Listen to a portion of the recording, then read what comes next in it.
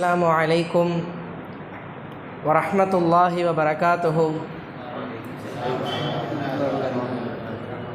அல்ஹம்துலில்லாஹ். அல்லாஹுவினுடைய அளப்பெரும் கிருபையினால்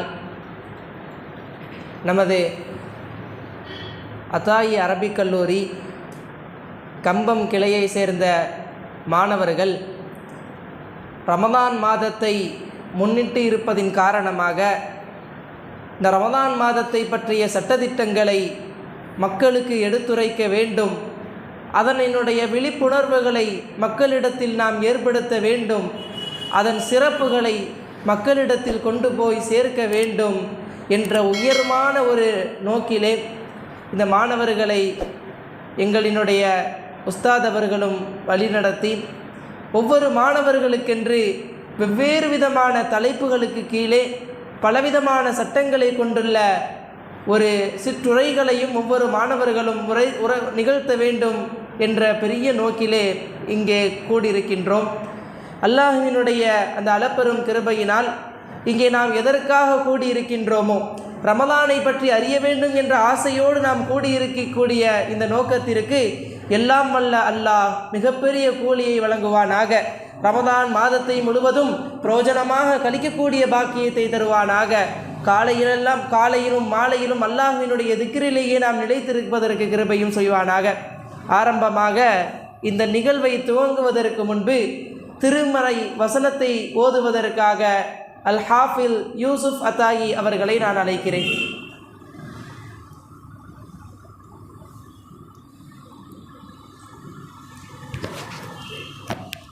Assalamu alaikum warahmatullahi wabarakatuh. A'udzu billahi minasy syaithanir rajim.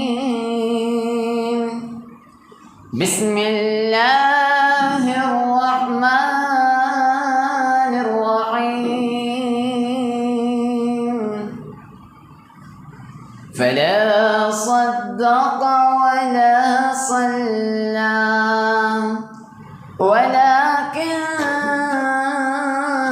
كذب وتولى ثم ذهب إلى أهله يتمطى أولى لك فأولى ثم أولى لك فأولى أيحسب الإنسان أن يترك سدى ألم يكن نطفة من مني يمنى ثم كان علقة فخلق فسوى فجعل منه الزوجين الذكر والأنثى أليس ذلك بقادر على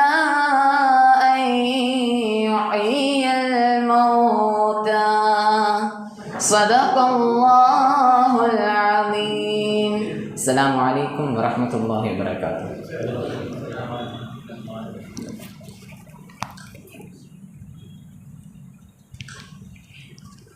அல்ஹம்துலில்லாஹ். அடுத்தபடியாக பெருமானார் ஸல்லல்லாஹு அலைஹி வஸல்லம் அவர்களின் மேல் பண் இசைப்பதற்காக 4வது ஜும்ராவை சேர்ந்த சமத் அல் அத்தாயி அவர்களை அழைக்கிறேன்.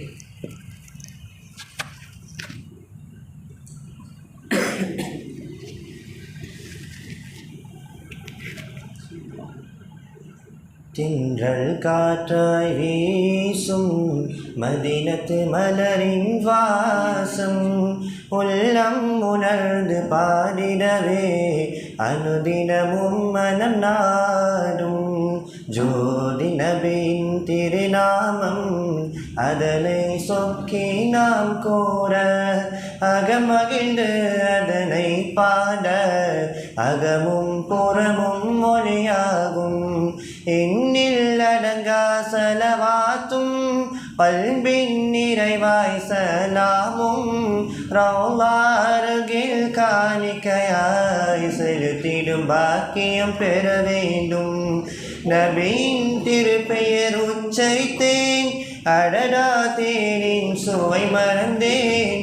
நபியின் நாமம் கூறியதால் தேனின் தேனை தேக்கிடுமே. அன்றொரு நாள் நபி உறங்கையிலே ஓலை பாய்த்தடம் முதுகினிலே. அன்றொரு நாள் நபி உறங்கையிலே ஓலை பாய்த்தடம் முதுகினிலே. ஏந்தல் நபியின் நீழ்மையினை ஈச்சை பாயும் பரிந்துரைக்கும். அல்லாஹும்ம ஸல்லி ஸல்லிம் அலல் ஹபீப் ஆலி வ ஸஹபி வ தாபிஈனா. தென்றல் காற்றாய் வீசும் மதினத்து மலரின் வாசம் உள்ளம் உணர்ந்து பாடிடவே அது தினமும் மனம் நாடும்.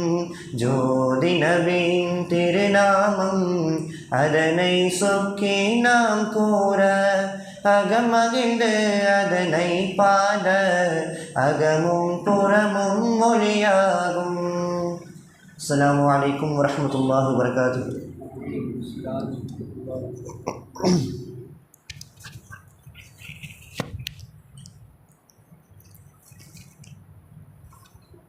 அல்ஹம்துலில்லாஹ்.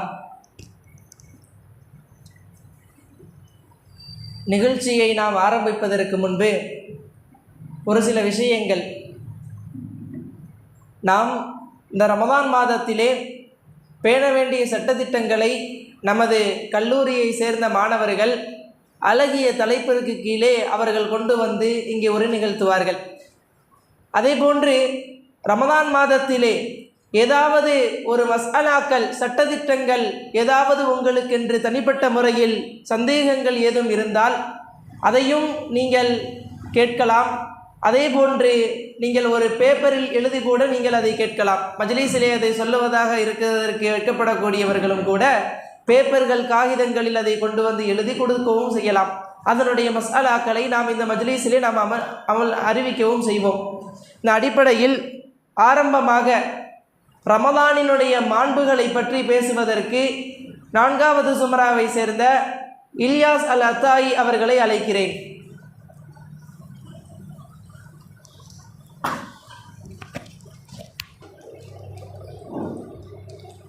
அஸ்ஸலாமு அலைக்கும் வரஹ்மத்துல்லாஹி வபரகாத்துஹு. ஃபஇன்னல் ஹம்தலில்லாஹ் அஸ்ஸலாத்து வஸ்ஸலாமு அலா ரசூலில்லாஹ் அம்மா பஅத். قال الله تعالى في شأن حبيبه تعظيما وتكريما ومخبرا وآمرا إن الله ملائكته يصلون على النبي يا أيها الذين آمنوا صلوا عليه وسلموا تسليما. اللهم صل على سيدنا محمد وعلى آل سيدنا محمد وبارك وسلم عليه. اللهم صل على سيدنا محمد وعلى آل سيدنا محمد وبارك وسلم عليه. اللهم صل على سيدنا محمد قرنت البركته بذاته محيا وتعترت الأوالم بطيب ذكره وريان. صدق الله العظيم. وقال رسول الله صلى الله عليه وسلم أوله رحمة أوسطه مغفرة وآخرته اتقوا من النار. صدق رسوله النبي الكريم. புகழும் புகழ்ச்சியும் ஏக இறைவனாகிய அல்லாஹ் ஒருவனுக்கே உரித்தாகட்டுமாகுக. அவனின் வற்றாத கருணை அருமை நாயகம் ஸல்லல்லாஹு அலைஹி வஸல்லம் அவர்களின் மீதும் நற்பாக்கியமடைந்த உம்மத்தார்களின் மீதும் என்றென்றும் நின்று நிலவட்டுமாகுக. ஆமீன். அல்லாஹ்வினுடைய மிகப்பெரிய கருணை, அல்லாஹு தஆலா நம்பவர்களை ஷஅபானுடைய இறுதி வாரத்தில் அல்லாஹு தஆலா நம்பவர்களை அமர வைத்திருக்கிறான். அது மட்டுமல்லாமல் ரமலானை வரவேற்போம் என்கின்ற ஒரு நிகழ்வின் கீழ் நம்பவர்கள் அமர்ந்திருக்கிறோம். அல்ஹம்துலில்லாஹ். இந்த அடிப்படையில் ரமலானுடைய மாதத்தில் நம்ம வைக்கக்கூடிய நோன்புடைய மாண்புகளை பற்றி சில பல வார்த்தைகளை நான் உங்களுக்கு முன்னால் எடுத்துரைப்பேன்.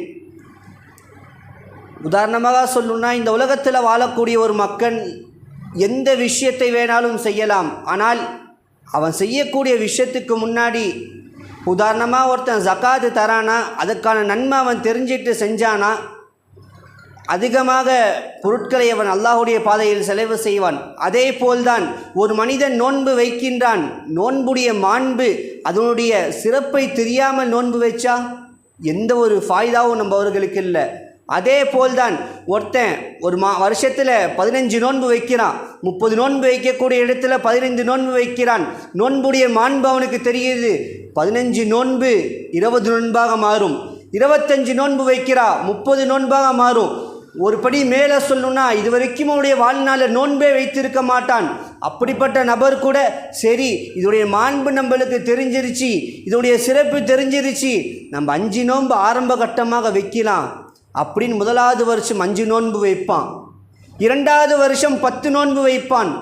வருடங்கள் கடக்கும், அவனுடைய நோன்புடைய எண்ணிக்கையும் கிடைக்கும். கடைசியில் வருடத்தில் 30 நோன்பையும் வைக்கக்கூடிய பாக்கியத்தை அல்லாஹ் தான் நபர்களுக்கு தருவான். என்ன காரணம்? இந்த உலகத்தில் வாழும் பொழுது இதுவரைக்கும் நோன்புடைய மாண்பு அவருக்கு தெரியல, இதுக்கப்புறம் தெரியுது. அந்த மாண்பவர் தெரிஞ்சிட்டு நோன்பு வைக்கிறதுனால அல்லாஹ் தஆலா அவருக்கு 30 நோன்பும் வைக்கக்கூடிய பாக்கியத்தை தருகிறான் என்பதாக இமாம்கள் சொல்கிறாங்க. நபி ஸல்லல்லாஹு அலைஹி வஸல்லம் ஒரு ஹதீஸை அறிவிக்கும் பொழுது இப்படி சொல்கிறாங்க, இந்த உம்மத்திற்கு எந்த ஒரு உம்மத்திற்கும் தரப்படாத ஒரு 5 விஷயத்தை அல்லாஹ் தஆலா இந்த உம்மத்திற்கு தந்திருக்கிறான். இந்த 5 விஷயம் என்னன்னா, அதுவும் குறிப்பாக நோன்பாளிக்கு அல்லாஹ் தஆலா 5 விஷயத்தை தந்திருக்கிறான்.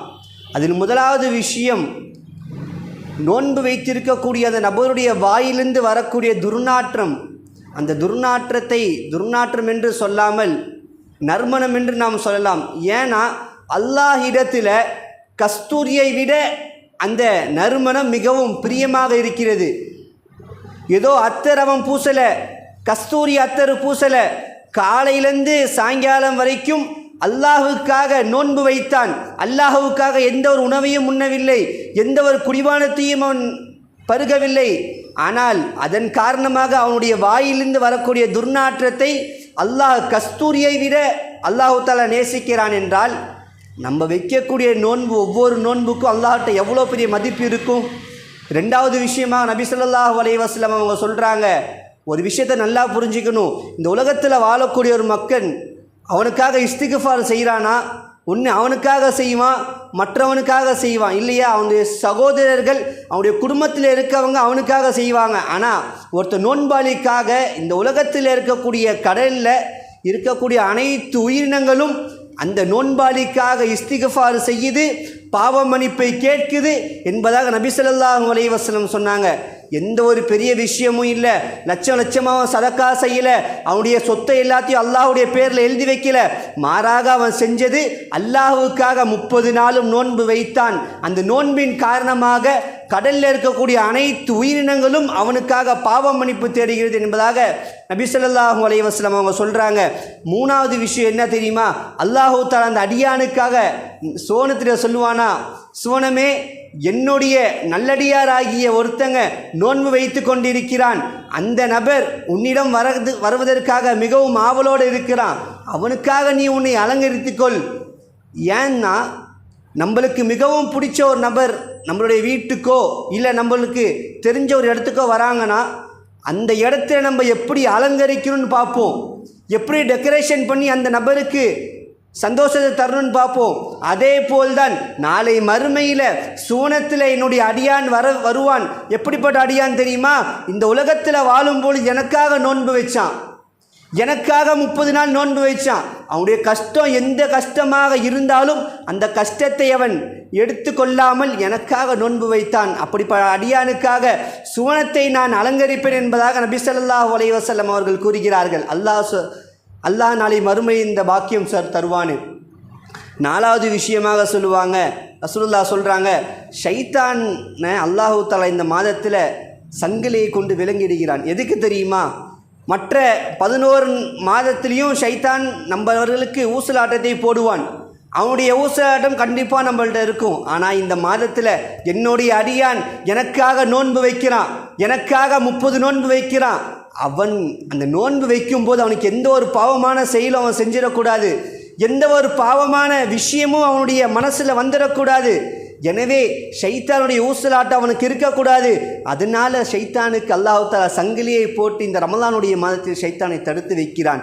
இறுதியாக 5வது விஷயமாக நபி ஸல்லல்லாஹு அலைஹி வஸல்லம் ஒரு விஷயத்தை சொல்கிறாங்க. என்னன்னா, அந்த ரமலானுடைய மாதத்தில் கடைசி நாள் இருக்கு அல்லவா, அந்த கடைசி நாளில் இருக்கக்கூடிய கடைசி நாள் அல்லாஹ் தஆலா இந்த மனிதர்களுக்கு நோன்பு வைத்த அனைவர்களுக்கும் பாவ மன்னிப்பை தரானாம். அதை கேட்டு சஹாபாக்கள் சொன்னாங்க, யார் ரசூலுல்லாஹ் லைலத்துல் கத்ருடைய இரவை நீங்கள் குறிப்பிடுறீர்களா யார் ரசூலுல்லாஹ்னு சொன்னாங்க. லைலத்துல் கத்ருடைய இரவை நான் குறிப்பிடல, கடைசி நாள் என்று உதாரணமாக சொல்ல வேண்டும் என்றால், ஒரு அடியான் ஒரு மனிதன் அவனுடைய வேலைகளை செய்கிறான், அந்த வேலையை முடித்ததற்கு பிறகு எப்படி அவனுக்கு கூலி தரப்படுமோ அதே போல்தான் அல்லாஹுக்காக இந்த அடியான் 30 நோன்பு வைத்தான், அதன் காரணமாக அல்லாஹு தஆலா அவனுடைய அனைத்து பாவத்தையும் போக்கி விடுவான் என்பதாக நபி ஸல்லல்லாஹு அலைஹி வஸல்லம் அவங்க சொல்லக்கூடிய ஒரு ஹதீஸை நம்ம பார்க்குறோம். ஆக வரக்கூடிய காலத்தில் இந்த ரமலானுடைய மாதத்தில் நம்ம இருக்கிறோம். இந்த ரமலானுடைய மாதத்தை நம்ம கடக்க இருக்கிறோம். ரமலான் மாதம் நம்மளுக்கு முன்னால் வர இருக்கிறது. இந்த ரமலானுடைய மாதத்தில் எந்தெந்த அளவுக்கு நல்லமல்களை செய்ய முடியுமோ அந்த அனைத்து நல்லமல்களும் செய்து, அது மட்டுமல்லாமல் இந்த ரமலானுடைய மாண்பை நம்மவர்கள் புரிந்து அதன்படி வரக்கூடிய ரமலானில் நம்மவர்கள் நோன்பு வைக்கக்கூடிய பாக்கியத்தை அல்லாஹ் தருவானாக. வாஹிரதாவானா அனில் ஹம்துலில்லாஹி ரப்பில் ஆலமீன். அஸ்ஸலாமு அலைக்கும் வரஹ்மத்துல்லாஹி வபரகாத்துஹு.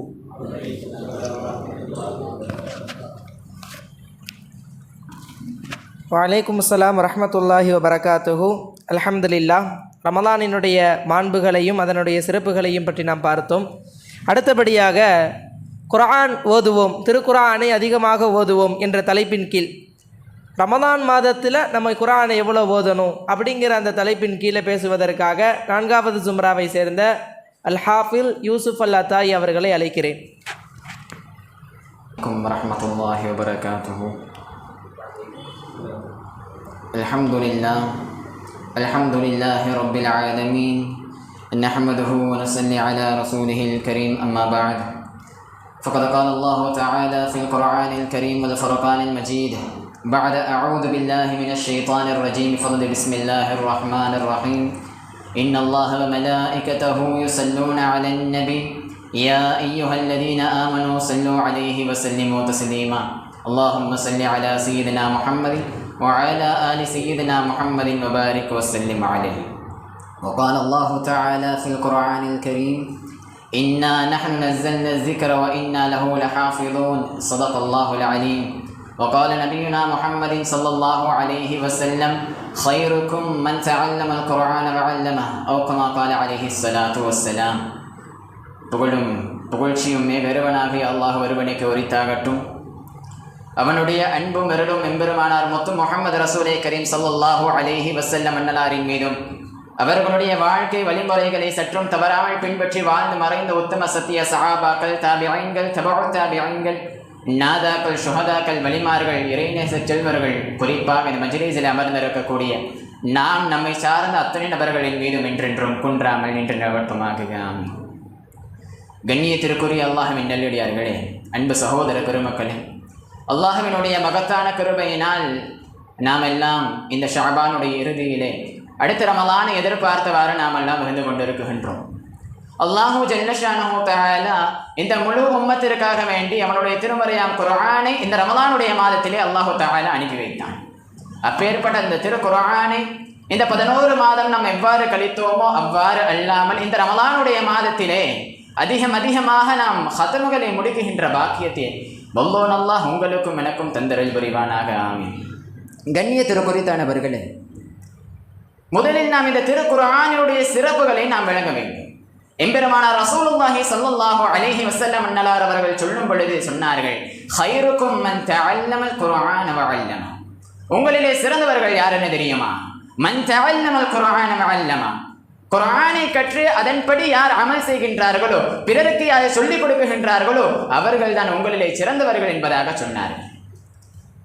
இதன் மூலியமாக நமக்கு இன்னொரு விளக்கம் நமக்கு கிடைக்கும் பொழுது, மன் தஅல்லமல் குர்ஆன், யார் தான் குர்ஆனை கற்கின்றார்களோ அவர்களும் இந்த அந்தஸ்தை பெறுகிறார்கள். அல்லமஹு பிறருக்கு யார் அந்த குர்ஆனை கற்றுக் கொடுக்கின்றார்களோ அவர்களும் இந்த அந்தஸ்தை பெறுகிறார்கள். மொத்தத்தில் 2 பேரும் இந்த அந்தஸ்தை பெறுகிறார்கள் என்பதாக நமக்கு இன்னொரு விளக்கமாக நமக்கு தெரிகிறது. அல்லாஹு ஜல்லஷானஹு வ தஆலா அவனுடைய இந்த திருக்குர்ஆன் இருக்கும், அடுத்து நாம் வர இருக்குகின்ற இந்த ரமலானுடைய மாதத்திற்கும் ஒரு தஅல்லுக், ஒரு நெருக்கம் என்பது இருக்கிறது, ஒரு தொடர்பு இருக்கிறது. ஏனென்று சொன்னால் நமக்கு அருளப்பட்ட இந்த திருக்குர்ஆனிற்கு முன்பதாக கொடுக்கப்பட்ட அனைத்து வேதமாக இருக்கட்டும், இஞ்சிலாக இருக்கட்டும், தௌராத்தாக இருக்கட்டும், ஜபூராக இருக்கட்டும், நமக்கு கொடுக்கப்பட்ட இந்த திருக்குர்ஆனாக இருக்கட்டும், இவை அனைத்துமே இந்த ரமலானுடைய மாதத்திலே அல்லாஹு ஜல்லஷானஹு வ தஆலா அனுப்பி வைத்தான். அப்பேற்பட்ட அந்த திருக்குர்ஆனை இந்த ரமலானுடைய மாதத்திலே ஓதுவதன் மூலியமாக பல சிறப்புக்குரிய நன்மைகள் நமக்கு வந்து அடைகிறது. கண்ணியத்திற்குரியவர்கள், ஹதரத் உக்பத் இப்னு ஆமிர் ரலியல்லாஹு அன்ஹு அவர்கள் சொன்னார்கள், நாங்கள் எல்லாம் மஸ்ஜிது நபவியினுடைய திண்ணையில அமர்ந்திருந்தோம். அப்ப எம்பெருமானார் ரசூலுல்லாஹி ஸல்லல்லாஹு அலைஹி வஸல்லம் அவர்கள் எங்களிடத்துல வந்தாங்க. வந்து சொன்னாங்க, உங்களில் ஒவ்வொருவரும் அதிகாலையிலே புத்ஹான் அகீக் என்கின்ற கடை வீதிக்கு சென்று, புத்ஹான் அகீக் என்கின்ற கடை வீதி என்னன்னா, அந்த காலத்துல மதீனாவில் இருக்கக்கூடிய ஒரு தெரு, ஒட்டகத்திற்கு பெயர் போன தெரு, வியாபாரம். அப்ப சொல்லும் பொழுது எம்பெருமானார் சொன்னார்கள், அங்கே சென்று பாவத்திற்கும் உறவு துண்டிப்பிற்கும் காரணமாகாமல் 2 பெண் ஒட்டகங்களை பிடித்து உங்களுக்கு சொந்தமாக்க விரும்புவீங்களா என்பதாக சொன்னார். ஏன் இந்த இடத்துல பெண் ஒட்டகங்களை உதாரணமாக எம்பெருமானார் சொன்னார்கள் என்று சொன்னால், அந்த பெண் ஒட்டகங்கள் என்பது அரபியர்கள் மத்தியில ஒரு அந்தஸ்திற்குரியது. அதிலும் பெருத்த திமிழ் கொண்ட பெண் ஒட்டகங்கள் என்பது மிகவும் அந்தஸ்திற்குரியது. அதனால எம்பெருமானார் ரசூலுல்லாஹி ஸல்லல்லாஹு அலைஹி வஸல்லம் அவர்கள் சொன்னார்கள். அப்போ சஹாபா பெருமக்கள் எல்லாம் சொன்னாங்க, ஆமா யா ரசூலல்லாஹ், நாங்கள் அதுக்கு கண்டிப்பாக விரும்புவோம் யா ரசூலல்லாஹ் என்பதாக சொல்லும் பொழுது எம்பெருமானார் ரசூலுல்லாஹி ஸல்லல்லாஹு அலைஹி வஸல்லம் அவங்க சொன்னாங்க, அப்படின்னா உங்களில் ஒவ்வொருவரும் பள்ளியிற்கு சென்று அல்லாஹ்வினுடைய திரு வேதத்தை எடுத்து, திருக்குர்ஆனை எடுத்து 2 ஆயத்துக்களை ஓதுங்கள், 2 பெண்ணொட்டகங்களை காட்டிலும் உங்களுக்கு சிறந்தது என்பதாக சொன்னாங்க. 3 ஆயத்துக்களை ஓதுங்க, 3 பெண்ணொட்டகங்களை காட்டிலும் சிறந்தது. 4 ஆயத்துக்களை ஓதுங்க, 4 பெண்ணொட்டகங்களை காட்டிலும் சிறந்தது. இவ்வாறு எத்தனை ஆயத்துக்களை ஓதினீர்களோ அதற்கு சமமான நன்மைகள் உங்களுக்கு வந்து அடையும் என்பதாக எம்பெருமானார் ரசூலுல்லாஹி ஸல்லல்லாஹு அலைஹி வஸல்லம் அவர்கள் சொன்னார். கண்ணியத்திற்குரியவர்களே, அப்பேற்பட்ட சிறப்புக்குரியது இந்த திருக்குர்ஆன். மற்றொரு ரிவாயத்தில் எம்பெருமானார் ரசூலுல்லாஹி ஸல்லல்லாஹு அலைஹி வஸல்லம் அவர்கள் சொன்னார்கள், திருக்குர்ஆனை நன்கு தயாரிச்சு அடைந்து ஓதுகின்றவர்கள், சரணமாக ஓதுகின்றவர்கள், அவங்க யாருன்னு தெரியுமா? நல்லவர்கள், கண்ணியவான்கள், மணக்குமார்களுடன் அவர்கள் இருப்பார்கள். கொஞ்சம் திக்கி திக்கி ஓதுகின்றவர்கள், அவர்களுக்குன்னு தனி 2 சிறப்பு. இதை விரிவுரையிலே முல்லா கரி ரஹ்மஹுல்லாஹு அலைஹி அவர்களும் இமாம் தபரானி ரஹ்மஹுல்லாஹு அலைஹி அவர்களும் சொல்லும் பொழுது சொல்லி காட்டுகிறார்கள், எவர் ஒருவருக்கு குர்ஆனை மனனம் செய்ய வேண்டும் என்கின்ற பிரியம் ஒரு நபருக்கு இருக்குது, இருப்பினும் அவருக்கு என்ன பண்ணல, அவருக்கு மனன சக்தி என்பது அவரிடத்துல இல்லை. இருந்தாலும் அவர் தொடர்ந்து முயற்சி செய்து கொண்டே இருக்கிறாரு, இந்த சூறாவை மனனம் செய்யணும் என்பதாக தொடர்ந்து முயற்சி செய்து கொண்டே இருக்கிறாரு. இப்படி அவர் மௌத்தா போயிரு, பிறகு நாளை மறுமை நாளிலே அவர் எழுப்பப்படுவாரா, ஹாஃபில்மார்களுடன் அவர் எழுப்பப்படுவார். அந்த அளவுக்கு அந்தஸ்து இருக்கிறது என்பதாக எம்பெருமானார் ரசூலுல்லாஹி ஸல்லல்லாஹு அலைஹி வஸல்லம் அவர்கள் சொல்லி காட்டினார்கள். கண்ணியத்திற்குரியவர்களே, அப்பேற்பட்ட சிறப்புக்குரியது இந்த திருக்குர்ஆன். ஹதரத் உக்பத் இப்னு ஆமிர் அம்ர் இப்னு மைமூன் ரலியல்லாஹு அன்ஹு அவர்கள் சொல்லும் பொழுது சொன்னார்கள், எவர் ஒருவர் சுபஹ் தொழுகைக்கு பிறகு 100 ஆயத்துக்களை, திருக்குர்ஆனை திறந்து 100 ஆயத்துக்களை ஓதினார்களோ அவர்களுக்கு உலகத்தை காட்டிலும் பல மடங்கு நன்மைகள் கிடைக்கும் என்பதாக சொன்னார். ஹதரத் உஸ்மான் ரலியல்லாஹு அன்ஹு அவர்கள் சொன்னார்கள், எவர் ஒருவர் குர்ஆனை பார்த்து ஓதுகின்றார்களோ அவருக்கு 2000 நன்மை, யார் குர்ஆனை பார்க்காமல் ஓதுகின்றார்களோ அவர்களுக்கு வெறும் 1000 நன்மை தான் என்பதாக சொன்னாங்க. ஏன்னு தெரியுமா? பார்த்து ஓதும் பொழுது கண்கள் திருக்குர்ஆனை பார்க்கின்றது, அதற்கு தனி நன்மை. நாவுகள் திருக்குர்ஆனை ஓதுகின்றது, அதற்கு தனி நன்மை. நம்மளுடைய சிந்தனைகள் அதை உற்று நோக்குகின்றது, அதற்கு தனி நன்மை என்பதாக சொல்லி 2000 நன்மை கிடைக்குது. கண்ணியத்திற்குரியவர்களே, அந்த அளவுக்கு சிறப்பு கூறியது இந்த திருக்குர்ஆன். எம்பெருமானார் ரசூலுல்லாஹி ஸல்லல்லாஹு அலைஹி வஸல்லம் அவர்கள் சொன்னார்கள், எந்த ஒரு வீடுகளிலே, எந்த ஒரு குடும்பம் இந்த திருக்குர்ஆனை ஓதுகின்றவர்களாக இருக்கின்றார்களோ அவர்கள் அல்லாஹ்வினுடைய குடும்பம் என்பதாக எம்பெருமானார் ரசூலுல்லாஹி ஸல்லல்லாஹு அலைஹி வஸல்லம் அவர்கள் சொன்னார்கள். அப்பேற்பட்ட குடும்பமாக அல்லாஹு ஜல்ல ஷானஹு தஆலா நம்மை ஆக்கி அருள் புரிவானாக. ஆமீன். கண்ணியத்திற்குரியவர்களே, இவ்வாறு வாழ்ந்து காட்டினார்கள் நமக்கு முன்னால் வாழ்ந்த பெருமக்கள், இமாம் பெருமக்கள் இவ்வாறு வாழ்ந்து காட்டினார்கள். அவர்களுடைய சுய தேவையாக இருக்கட்டும், மக்களிற்காக செய்யக்கூடிய இந்த மார்க்கத்திற்காக செய்யக்கூடிய வேலைகளை கூட இந்த ரமலானுடைய மாதத்திலே ஒதுக்கி வைத்தார்களாம். காலையில் ஒரு குர்ஆன், இரவுல ஒரு குர்ஆன், எந்நேரமும் குர்ஆனும் கையுமாக இருந்தார்களாம்.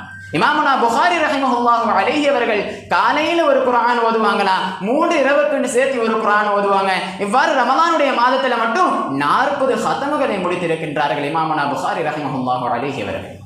இமாமுனா ஹனஃபி ரஹிமஹுல்லாஹு அலைஹி அவர்கள் ஓதினார்கள், ரமலானுடைய மாதத்தில் மட்டும் 60 குர்ஆன்களை ஓதி காட்டினார்கள். இமாமுனா ஷாஃபி ரஹிமஹுல்லாஹு அலைஹி அவர்களும் அவர்களை போன்ற 60 குர்ஆன் 60 ஹத்தமுகளை முடித்தார்களாம். கண்ணியத்திற்குரியவர்களே, அவ்வாறு நாம் இருக்க வேண்டும். அல்லாஹு ஜல்ல ஷானஹு தஆலா அவனுடைய திருமறையாம் குர்ஆனில் சொல்லும் பொழுது சொல்லி காட்டுகிறான் அல்லவா, அல்லாஹு யஸ்தஃபி மினல் மலாயிகத்தி ருசுலன் வ மினன் நாஸ். அல்லாஹு ஜல்ல ஷானஹு தஆலா தேர்ந்தெடுக்கின்றான். மலக்குமார்களை தேர்ந்தெடுத்தான், ரசூல்மார்களை தேர்ந்தெடுத்தான், மனிதர்களை தேர்ந்தெடுத்தான். அவர்கள்தான் நமக்கு தராவிஹ் தொழுகை வைக்கின்ற ஹாஃபில்கள். அவர்களை கொண்டு இந்த மார்க்கத்தையும் இந்த திரு வேதத்தையும் அல்லாஹு ஜல்ல ஷானஹு தஆலா இந்த ஹாஃபில்களை கொண்டும் இந்த ஆலிம்களை கொண்டும் பாதுகாத்துக் கொண்டு இருக்கின்றான். மற்றொரு ஆயத்திலே சொல்லுவான் அல்லவா, இன்னா நஹ்னு நஸல்னா ذிக்ர வ இன்னா லஹு லஹாஃபிதுன். நாமே இந்த திருக்குர்ஆனை இறக்கினோம், அதை நாமே பாதுகாத்தோம் என்பதாக அல்லாஹு ஜல்ல ஷானஹு தஆலா சொல்லுவான்.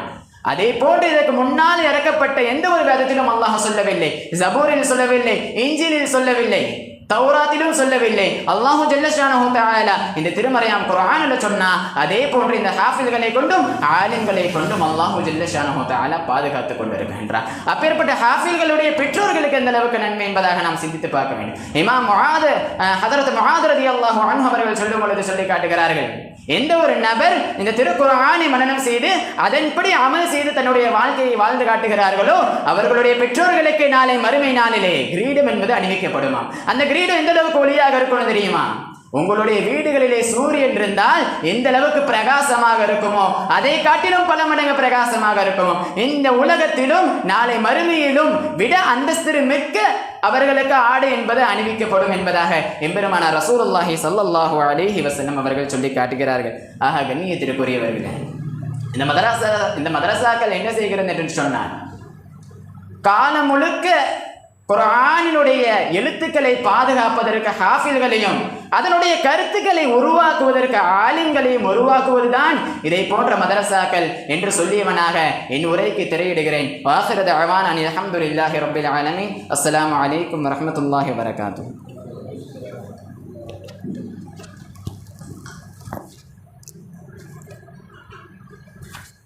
அல்ஹம்துலில்லாஹ். குர்ஆனை ரமதான் மாதம் முழுவதும் எந்த அளவிற்கு ஓத வேண்டும் என்கின்ற சட்டத்திட்டங்களை நாம் பார்த்திருக்கின்றோம். அதன் சிறப்புகளை நாம் கேட்டிருக்கின்றோம். அதன்படி வாழும் தௌஃபீக்கை அல்லாஹ் தருவானாக. அடுத்தபடியாக தராவீகை தவறவிட வேண்டாம் என்ற தலைப்பின் கீழே 4வது ஜும்ராவை சேர்ந்த அர்ஷத் அல் அத்தாயி அவர்கள் பேசுவார்கள். பித்தஹியத்தில் இஸ்லாம். அஸ்ஸலாமு அலைக்கும் வரஹ்மத்துல்லாஹி வபரகாத்துஹு. ஃபஇன்னல் ஹம்தலில்லாஹ் அல்லதி ஹலக்கல் இன்சான வகர்ரம் வஸ்ஸலாத்து வஸ்ஸலாமு அலா நபியில்லதி உர்சில லிஅம்மத்தில் ஜின்னி வகாஃபத்தில் வரா. அம்மா பஅத். ஃபகத் கால அல்லாஹு தஆலா ஃபீ மஹ்கமி தன்ஸீல் வஃபில் ஃபுர்கானில் முபீன். أعوذ بالله من الشيطان الرجيم. بسم الله الرحمن الرحيم. ومن الليل فتهجد به نافلة لك. صدق الله العظيم. وقال نبينا محمد صلى الله عليه وسلم من قام رمضان إيمانا واحتسابا غفر له ما تقدم من ذنبه. صدق رسول النبي الكريم. புகழனைத்தும் வல்லவனுக்கும் சலாத்தும் சலாமும் சர்தாரே ஆலம் ஸல்லல்லாஹு அலைஹி வஸல்லம் அவர்களுக்கும் அவர்களுடைய வழித்தோன்றலான உத்தம சத்திய சஹாபாக்கள், தாபியீன்கள், தபா தாபியீன்கள், இன்னும் நம்மிலே முன் சென்றவர்களும் பின் வரவிருக்கின்றவர்களும், குறிப்பாக இங்கு அமர்ந்திருக்கக்கூடிய அனைவரின் மீதும் என்றென்றும் குன்றாமல் நின்று நிலவட்டுமாக. ஆமீன். அன்பார்ந்த அல்லாஹுவின் நல்லடியார்களே, ஒரு சிறந்த மாதத்தை எதிர்பார்த்த வண்ணமாக 1000 மாதங்களை விட சிறந்த மாதத்தை எதிர்பார்த்த வண்ணமாக நாம் எல்லாம் அமர்ந்திருக்கின்றோம். அந்த மாதத்தில் நாம் செய்ய வேண்டிய பல்வேறு அமல்களை பற்றி நமக்கு முன் சென்ற மாணவர்கள் சொல்லி கூறினார்கள், இன்னும் கூறுவார்கள். அதிலும் ஒரு குறிப்பிடத்தக்க அமலான தராவிஹ் தொழுகை இந்த காலகட்டத்தில் ஒரு குழப்பத்திற்குரிய ஒரு செயலாக இருக்கக்கூடிய ஒரு தராவிஹ் தொழுகையை ஸல்லல்லாஹு அலைஹி வஸல்லம் அவருடைய காலகட்டத்தில் தொழுதிருக்கிறார்களா? அது எவ்வாறு கடமையாக்கப்பட்டது, எந்த காலத்தில் அது ஜமாத்தாக வைக்கப்பட்டது என்பதெல்லாம் நான் ஹதீஸில் வாயிலாக பார்க்கும் பொழுது பல்வேறு விதமான விஷயங்கள் வருகின்றது. ஸல்லல்லாஹு அலைஹி வஸல்லம் அவர்கள் ஹதீஸில் கூறினார்கள், மன் காம ரமலான ஈமான வஹ்திசாபா, யார் இந்த ரமலான் மாதத்திலே நம்பிக்கையுடனும் ஈமானுடனும் வஹ்திசாபன் நன்மை எதிர்பார்த்த வண்ணமாக யார் நின்று வணங்குகின்றாரோ குஃபிர லஹு மா தகத்தம மின் தம்பிஹி, அவர்களுடைய பாவம் என்பது மன்னிக்கப்பட்டு விட்டது என்பதாக நபி ஸல்லல்லாஹு அலைஹி வஸல்லம் அவர்கள் கூறியதாக அபூ ஹுரைரா ரலியல்லாஹு அன்ஹு அவர்கள் அறிவிக்கின்றார்கள். முஸ்லிமிலே 1818 ஹதீஸாக பதிவு செய்யப்படுகின்றது. அன்பார்ந்த அல்லாஹ்வின் நல்லடியார்களே, இது மட்டுமல்ல, இன்னும் பல்வேறு விதமான ஹதீஸுகள் ஷுஅபுல் ஈமானிலே பதிவு செய்யப்படுகின்றது. ஸல்லல்லாஹு அலைஹி வஸல்லம் அவர்கள் கூறுகின்றார்கள், கதபல்லாஹு அலைஹிம் சியாமஹு, ரமலான் மாதத்திலே அல்லாஹு தஆலா உங்களின் மீது நோன்பு வைப்பதை கடமையாக்கியுள்ளான், ஃபர்தாக்கியுள்ளான். வஸனன்து லகும் கியாமஹு, உங்களுக்கு நான் அந்த மாதத்திலே நோன்பு வைப்பதை சுன்னத்தாக்கி இருக்கிறேன் என்றார்கள் ஸல்லல்லாஹு அலைஹி வஸல்லம் அவர்கள். அது சொல்லிட்டு ரெண்டாவது அடுத்தபடியாக சொல்கிறாங்க, மன் சாமஹு வ காமஹு, யார் அந்த மாதத்திலே நோன்பு வைத்து மேலும் நின்று வணங்குகின்றாரோ, அதுக்கடுத்து சொல்கிறாங்க ஈமான் வஹ்திசாபன், நன்மை எதிர்பார்த்த வண்ணமாக மேலும் நம்பிக்கையுடனும் யார் நின்று வணங்குகின்றாரோ ஹரஜ மின் துனூபிஹி கயௌமின் வலதத்துஹு உம்முஹு, ஒரு தாய் தன்னுடைய பிள்ளையை பெற்றெடுத்தால் அந்த நாளிலே அந்த பிள்ளையுடைய பாவம், ஒரு பாவம் இல்லாமல் தான் அந்த பிள்ளை இருக்கும், அந்த அளவுக்கு பாவமற்றவங்களாக ஆகிடுவாங்க அப்படின்னு சொல்கிறாங்க ஸல்லல்லாஹு அலைஹி வஸல்லம் அவர்கள். அன்பார்ந்த அல்லாஹ்வின் நல்லடியார்களே, நாம் சிந்திக்க வேண்டும். எந்த அளவிற்கு ஒரு பாவமற்ற தன்மையுடைய அந்த குழந்தை என்பது அந்த அளவிற்கு ஈடுகட்டி நம்மை சொல்லியிருக்கிறார்கள் என்று சொன்னால் அது ஒரு எவ்வளவு முக்கியமான ஒரு அமலாக இருக்கும் என்பதாக நாம் கவனத்திலே கொள்ள வேண்டும். இப்பொழுது நாம் ஒரு கேள்வி நமக்கு தோன்றும், நபி ஸல்லல்லாஹு அலைஹி வஸல்லம் அவருடைய காலகட்டத்திலே நபி ஸல்லல்லாஹு அலைஹி வஸல்லம் அவர்கள் இரவில் நின்று வணங்கி இருக்கிறார்களா என்று ஒரு கேள்வி எழும் பொழுது அதற்கு பதிலாக ஹதீஸ்களிலே வருகின்றது, நபி ஸல்லல்லாஹு அலைஹி வஸல்லம் அவர்கள் ரமலானுடைய மாதத்திலே ஒரு நாள் தொழுகிறாங்க, இரவில் நின்று தொழுகிறாங்க. ஸல்லல்லாஹு அலைஹி வஸல்லம் தொழுதலை பார்த்த சஹாபாக்கள் பின்னால் நின்று தொழுகிறாங்க. மறுநாள் காலில் விஷயம் பரவுது, இப்படி ஸல்லல்லாஹு அலைஹி வஸல்லம் வந்து தொழுதாங்க, நாங்களாம் இப்படி நின்று தொழுதோம் அப்படின்னு சஹாபாக்கள் சொல்ல, இரண்டாவது நாளாக அந்த பள்ளிவாசலுடைய மக்கள் கூட்டம் அதிகமானது. முதல் நாளை விட இரண்டாவது நாள் பள்ளிவாசலில் மக்கள் கூட்டம் அதிகமானது, சஹாபாக்களுடைய கூட்டம் அதிகமானது. இரண்டாவது நாளும் தொழுது விடுகிறார்கள். மூன்றாவது நாள் விஷயம் பரவுகின்றது. இவ்வாறு இந்தந்த சஹாபாக்கள் நாங்கள் எல்லாம் ஸல்லல்லாஹு அலைஹி வஸல்லம் இரவிலே தனிப்படையாக தொழுதார்கள், நாங்களும் தொழுதோம் என்பதாக. மூன்றாவது நாளும் மக்கள் கூட்டம் இரண்டாவது நாளை விட அதிகப்படுகின்றது. முதல் நாளை விட இரண்டாவது நாள் அதிகம், இரண்டாவது நாளை விட மூன்றாவது நாள் மக்கள் கூட்டம் இன்னும் அதிகப்படுகின்றது. மூன்றாவது நாள் ஸல்லல்லாஹு அலைஹி வஸல்லம் தொழுக வைக்கிறாங்க, சஹாபாக்கள்லாம் தொழுகிறாங்க. நாலாவது நாள் வந்து மக்கள் கூட்டம் அலமோதிருச்சு. அந்த ஹதீஸில் வருகிறது, அஜஸல் மஸ்ஜிது அன் தாலிக அன் அஹ்லிஹி, அந்த பள்ளிவாசலில் வந்த நபர்களை விட அந்த பள்ளிவாசலுடைய மக்கள் கூட்டம் அதிகமானது. அந்த மக்கள் கூட்டம் எவ்வாறு இருந்தது என்றால் அந்த பள்ளிவாசலே இயலாமல் ஆகிவிட்டது என்பதாக இருந்தது என்பதாக ஹதீஸ்களே வருகின்றது. அந்த அளவிற்கு மக்கள் கூட்டம் வந்து அந்த பள்ளிவாசல் அலமோதிருச்சு. இப்போ கசுரா அஹ்லுல் மஸ்ஜித் ஃபி லைலத்தி ராபியா, நான்காவது நாள் அதிகமானது. அப்போ பார்த்தா ஸல்லல்லாஹு அலைஹி வஸல்லம் வரல. சஹாபாக்களுக்கு ஒரு குழப்பம், ஒரு பதட்டம். என்னாச்சு, 3 நாள் ஸல்லல்லாஹு அலைஹி வஸல்லம் வந்தாங்களே, நாலாவது தான் என்ன ஸல்லல்லாஹு அலைஹி வஸல்லம் வரலையே, என்னாச்சுன்னு தெரியலையே, ஒரு பதட்டம், ஒரு குழப்பம் நிலவிட்டு இருக்கும்போது மறுநாள் சுபுவுக்கு ஸல்லல்லாஹு அலைஹி வஸல்லம் வர்றாங்க. ஸல்லல்லாஹு அலைஹி வஸல்லம் சுபுவுக்கு வந்து தொழுதுட்டு அந்த சபையில் தொழுது முடிச்சுட்டு சொல்கிறாங்க, கதர் ஐத்துமுல்லதி சனாத்தும், நீங்கள் செஞ்சதெல்லாம் நான் பார்த்துட்டு தான் இருந்தேன். ஃபலம் யம்னஉனி, என்னை தடுக்கவில்லை. மின் ஹுரூஜி இல்லா ஹஸீது அன் துஃபரல் அலைக்கும், நான் வந்து தொழுக வைத்ததின் காரணத்தால் உங்களின் மீது இந்த தொழுகை என்பது ஃபர்லாக்கப்பட்டு விடுமோ என்ற எண்ணம் மட்டுமே எனக்கு பயமாக இருந்தது. அந்த பயம் மட்டும் இல்லை என்று சொன்னால் நான் 4வது நாளும் வந்து தொழுதிருப்பேன் என்றால் ஸல்லல்லாஹு அலைஹி வஸல்லம் அவர்கள் தன்னுடைய உம்மத்தினுடைய பலகீனத்தை அறிந்து வைத்து அன்றே சொன்னார்கள். அன்னைக்கு மட்டும் ஸல்லல்லாஹு அலைஹி வஸல்லம் அவங்க 4வது நாள் வந்து தொழுதாங்கன்னா, 4வது நாள் வந்து ஜமாத்தை வச்சிருந்தாங்கன்னு சொன்னா இன்னைக்கு நமக்கு தராவி தொழுகை கடமையாக்கப்பட்டிருக்கும், ஃபர்தாக்கப்பட்டிருக்கும். எப்படி நம்ம டெய்லி 5 வேளை தொழுகிறோம், அதே மாதிரி தராவி தொழுகை நம்ம 20 ரக்காத் தொழுகணும்னு ஃபர்தாக்கப்பட்டிருக்கும். அன்பார்ந்த உலமா பெருமக்களே, அல்லாஹ்வின் நல்லடியார்களே, ஸல்லல்லாஹு அலைஹி வஸல்லம் தன்னுடைய உம்மத்துடைய பலகீனத்தை அறிந்துதான் இந்த தராவீஹ் தொழுகையை நான் ஃபர்லாக்க விரும்பவில்லை என்பதாகத்தான் அந்த 4வது நாள் வரவில்லை. மாறாக தொழுகவில்லை என்ற ஒரு அடிப்படை என்பது கிடையாது. இந்த நிகழ்வு என்பது ரமலானில் நடந்ததாக ஹதீஸ்களிலே பதிவிடுகின்றார்கள். இப்பொழுது ரமலானில் ஸல்லல்லாஹு அலைஹி வஸல்லம் 4வது நாள் தொழுகை வரல, அப்போ ஜமாத்து நடக்கல. ஆனால் இப்போ ஜமாத்து நடக்குது என்பதாக நாம் பார்க்கும் பொழுது இதனுடைய பதிலாக ஹதீஸ்களில் எழுதுகின்றார்கள். ஹதீஸ்களிலே ஸல்லல்லாஹு அலைஹி வஸல்லம் அவருடைய காலத்தில் நடந்த சம்பவம், அதற்கு பின்னால் வந்து உமர் ரலியல்லாஹு அன்ஹுடைய காலத்தில் நடந்த சம்பவத்தை எழுதுகின்றார்கள்.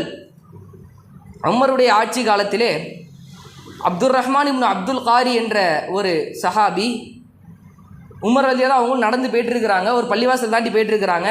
ஹரஜ்துமா உமர் இப்னு ஹத்தாப் ரலியல்லாஹு அன்ஹு லைலத்தன் ஃபி ரமலான், ரமலான் மாதத்திலே ஒரு இரவிலே நானும் உமர் நடந்து போயிட்டு இருக்கிறோம். இலல் மஸ்ஜித் ஃபைதன் அன்னாஸ் அவுஸா உன் முத்தஃபர்ரிகூன, ரமலான் மாதத்தில் நடந்து போயிட்டு இருக்கிறோம். அந்த நேரத்தில் அந்த பள்ளிவாசல் இருந்த மக்கள் எல்லாம் அவுஸா உன் முத்தஃபர்ரிகூன பிரிஞ்சு தொழுதுட்டு இருந்தாங்க. ஒவ்வொரு இடத்துலையும் தனித்தனியாக பிரிஞ்சு தொழுதுட்டு இருந்தாங்க. அப்போ கால உமர் சொன்னாங்க, இன்னி அரா லவ் ஜமஅத்து ஹாஉலாஇ அலா காரின் வாஹிதின் லகான அம்சல்.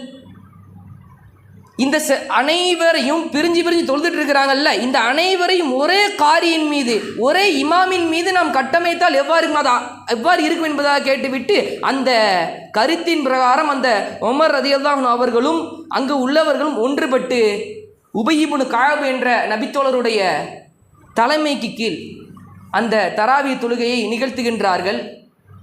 அந்த முதல் ஜமாத்து உபய் இப்னு கஅப் கீழே நடைபெறுது. மற்றொரு நாள் அதே மாதிரி உமர் ரலியல்லாஹு அன்ஹு அந்த சஹாபி வர்றாங்க, பார்க்குறாங்க.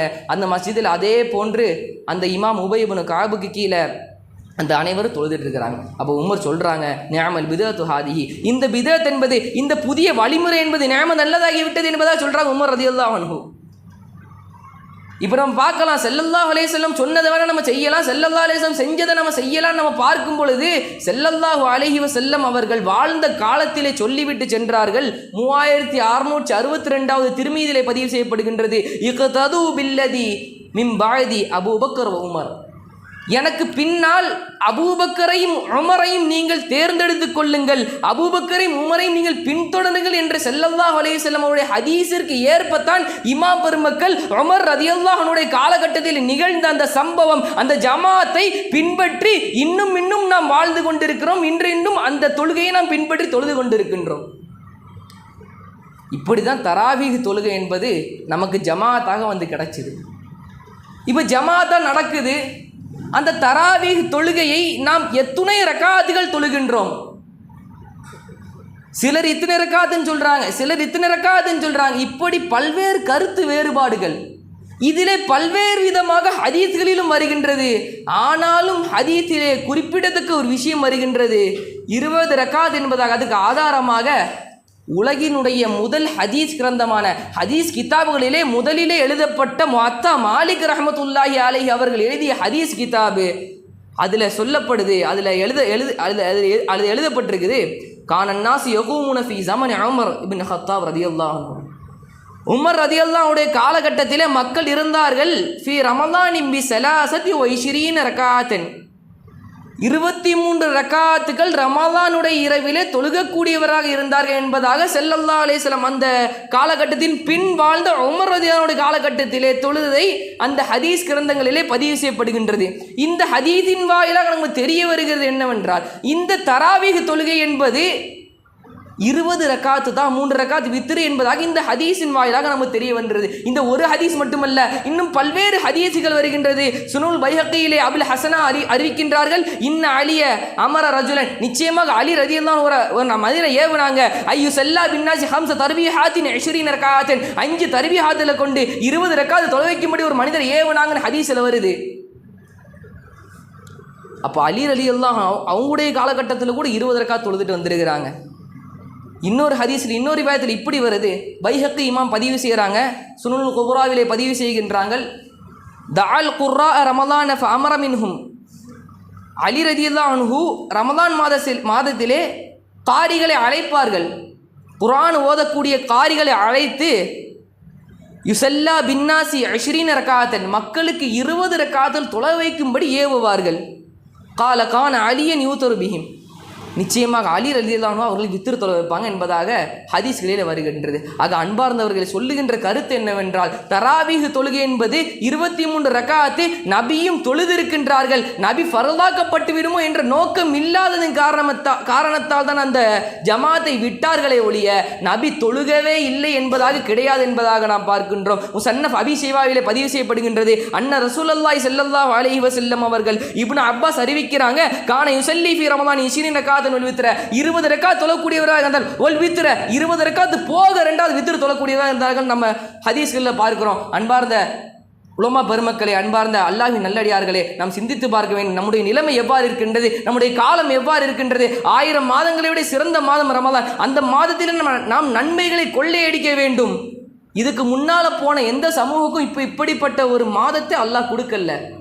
காரணம் என்னன்னு கேட்டிங்கன்னா, அவங்களாம் வாழ்ந்தது நிறைய வருஷங்கள், 600 500 400 வருடங்கள் அதிகமாக அல்லாஹ் கொடுத்தான். நமக்கு அல்லாஹ் கொடுத்த வருடங்கள் மிக குறைவு.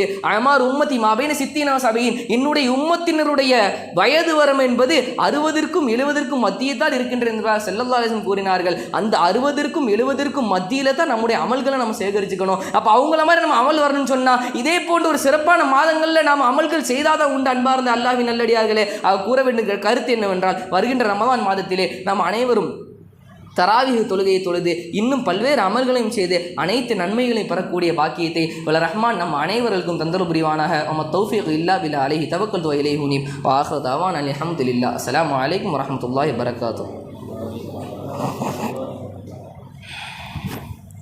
வலைக்கும் அஸ்ஸலாம் வரஹ்மத்துல்லாஹி வபரகாத்துஹு. பல்வேறு விதமான ஆதாரங்களை கொண்டு வந்து வைத்து தராவீஹ் தொழுகை கூடும் என்பதை நிரூபித்து சென்றிருக்கின்றார்கள்.